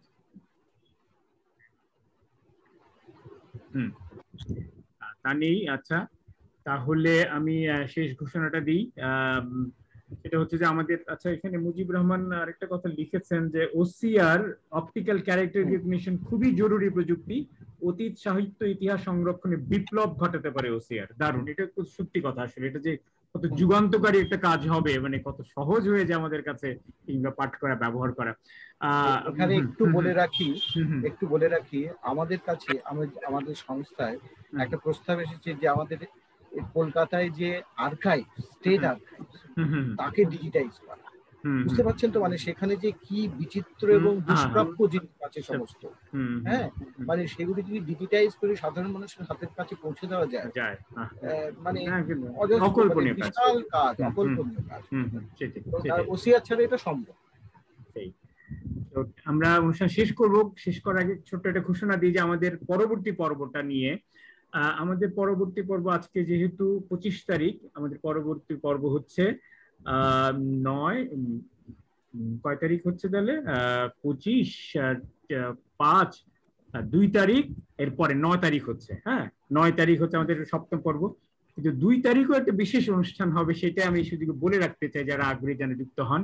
2 তারিখ কিন্তু হচ্ছে আমাদের সত্যজিৎ রায়ের বাংলা চলচ্চিত্রের যিনি একেবারে পথিকৃৎ, তার 100তম জন্মবার্ষিকীর দিন রবিবার পড়েছে। সেই দিন মূলত সত্যজিৎ রায়ের করা প্রচ্ছদ, তার করা বর্ণ লিপি ইত্যাদি বিষয়ে তার যে কাজগুলো আছে সেটার উপর জোর দিয়ে একটা উপস্থাপনা নিয়ে আসবেন আমাদের এখানে। কলকাতারই একজন আমাদের সবারই খুব প্রিয় দেমুদা, দেবাশিস মুখোপাধ্যায়, আপনারাও নিশ্চয়ই তার কাজ সম্পর্কে পরিচিত, তিনি আসবেন। সত্যজিৎ রায়ের ওই দিকটা নিয়ে কথা বলবেন, পাশাপাশি সত্যজিতের জীবনের বহু বিচিত্র বিষয় নিয়ে তিনি আলোকপাত করবেন। তো আমি খুব প্রত্যাশা করবো যে আপনারা সবাই সেই দিনটা তো যুক্ত হবেন। আগামী রবিবার 2 তারিখে বাংলাদেশ সময় রাত 9:30টায় হবে, আজকের মতো 7:30 নয়, রাত 9:30টায় হবে। তো এই অবধি আমি অনুষ্ঠান শেষ করব। শেষ করার আগে রাজীবকে দ্রুত সংক্ষেপে তার একটু উপসংহার মন্তব্য দেওয়ার জন্য অনুরোধ করছি। হ্যাঁ, আমরা এই যে অনুষ্ঠানটা করে চলেছি আজকে 6ষ্ঠ পর্ব, আমি দিনে দিনে একটু হতাশই হচ্ছি, কারণ সত্যি অর্থে আলোচনার পর্বটিতে আমাকে বা আমি আর আলম ভাই প্রায় একক বা যুগ্মভাবে কথা বলি আর কি। আমি সত্যি আশা করবো যে মানুষ যদি আরো বেশি এখানে অংশগ্রহণ করেন তাহলে ভালো হবে আর কি। মানে শুনুন, মানে আমি কি জানি বা না জানি এটা তো উদ্দেশ্য নয় এখানে দেখানো বা বোঝানো। এখানে উদ্দেশ্যটা হচ্ছে ভাষা নিয়ে আমরা কি ভাবছি, চিন্তা করছি এবং কোথায় আমাদের অসুবিধেগুলো, সেইগুলি যদি আমরা সামগ্রিকভাবে, যৌথভাবে বা সবার প্রচেষ্টার মাধ্যমে সেগুলো যদি সামনে উঠে আসে, সেইটি একটা কাজ। আমাদের উদ্দেশ্য কিন্তু সেটাই। আমি জানি যে ভাষার আলোচনায় মানুষ যতখানি লিখতে আগ্রহী, ভাষা নিয়ে আলোচনা করতে ততখানি আগ্রহী। এটা সত্যি কথা। মানে আমরা বই ছাপাতে যতখানি আগ্রহী, ভাষার ব্যবহার শিখতে ততখানি আগ্রহী। তো সেইটি তো আমাদেরকে একটু ছেড়ে বেরোতে। এই ব্যাপারে আমি মনে করি নাসির আমার মনে হয় পরবর্তী পর্বগুলোতে আরেকটু জোরালো, আর একটু সক্রিয় ভূমিকা রাখতে পারে, রাখা উচিত বলে আমি মনে করি আর কি। এখানে একটাই কথা বলার যে আমার একার পক্ষে সব সময় বুঝে ওঠা সম্ভব নয় যে সকলের কি কি অসুবিধে হচ্ছে। সেইটাই হ্যাঁ। দেখুন, আমি তো ভাষা বিজ্ঞানের ছাত্র, আমার কাছে এমন অনেক বিষয়ই সহজ বলে মনে হয় যেটা অন্যের কাছে সহজ না। এটি আমাকে বলতে হবে, না বললে এটা সবসময়। আর নাসির, তুমি এহসানের সঙ্গে আরেকটু যোগাযোগটা বাড়াও এবং এহসানকে উদ্বুদ্ধ করো। আমি জানি তার খুব কষ্ট হয়, কারণ তার এখানে এখন রাত 1টা-2টো বাজে আর কি, আসতে কষ্ট হয়। তবে এটা কিছু করার নেই, ভাষার জন্য হয়তো এইটু আত্মত্যাগ তাকে করতে হবে। তুমি তার সাথে যোগাযোগ করে তাকে উদ্বুদ্ধ করো যুক্ত হওয়ার জন্য আমাদের পরবর্তী অনুষ্ঠানে। কারণ আমরা শেষ করছি এখানে আমাদের পরবর্তী পর্ব 9 তারিখে, সেদিন তো আপনারা আসবেনই, চেষ্টা করবেন 2 তারিখেও যুক্ত হওয়ার জন্য। সত্যজিৎ রায়ের প্রতি আমাদের যে শ্রদ্ধা নিবেদনের অনুষ্ঠান, সেই পর্ব।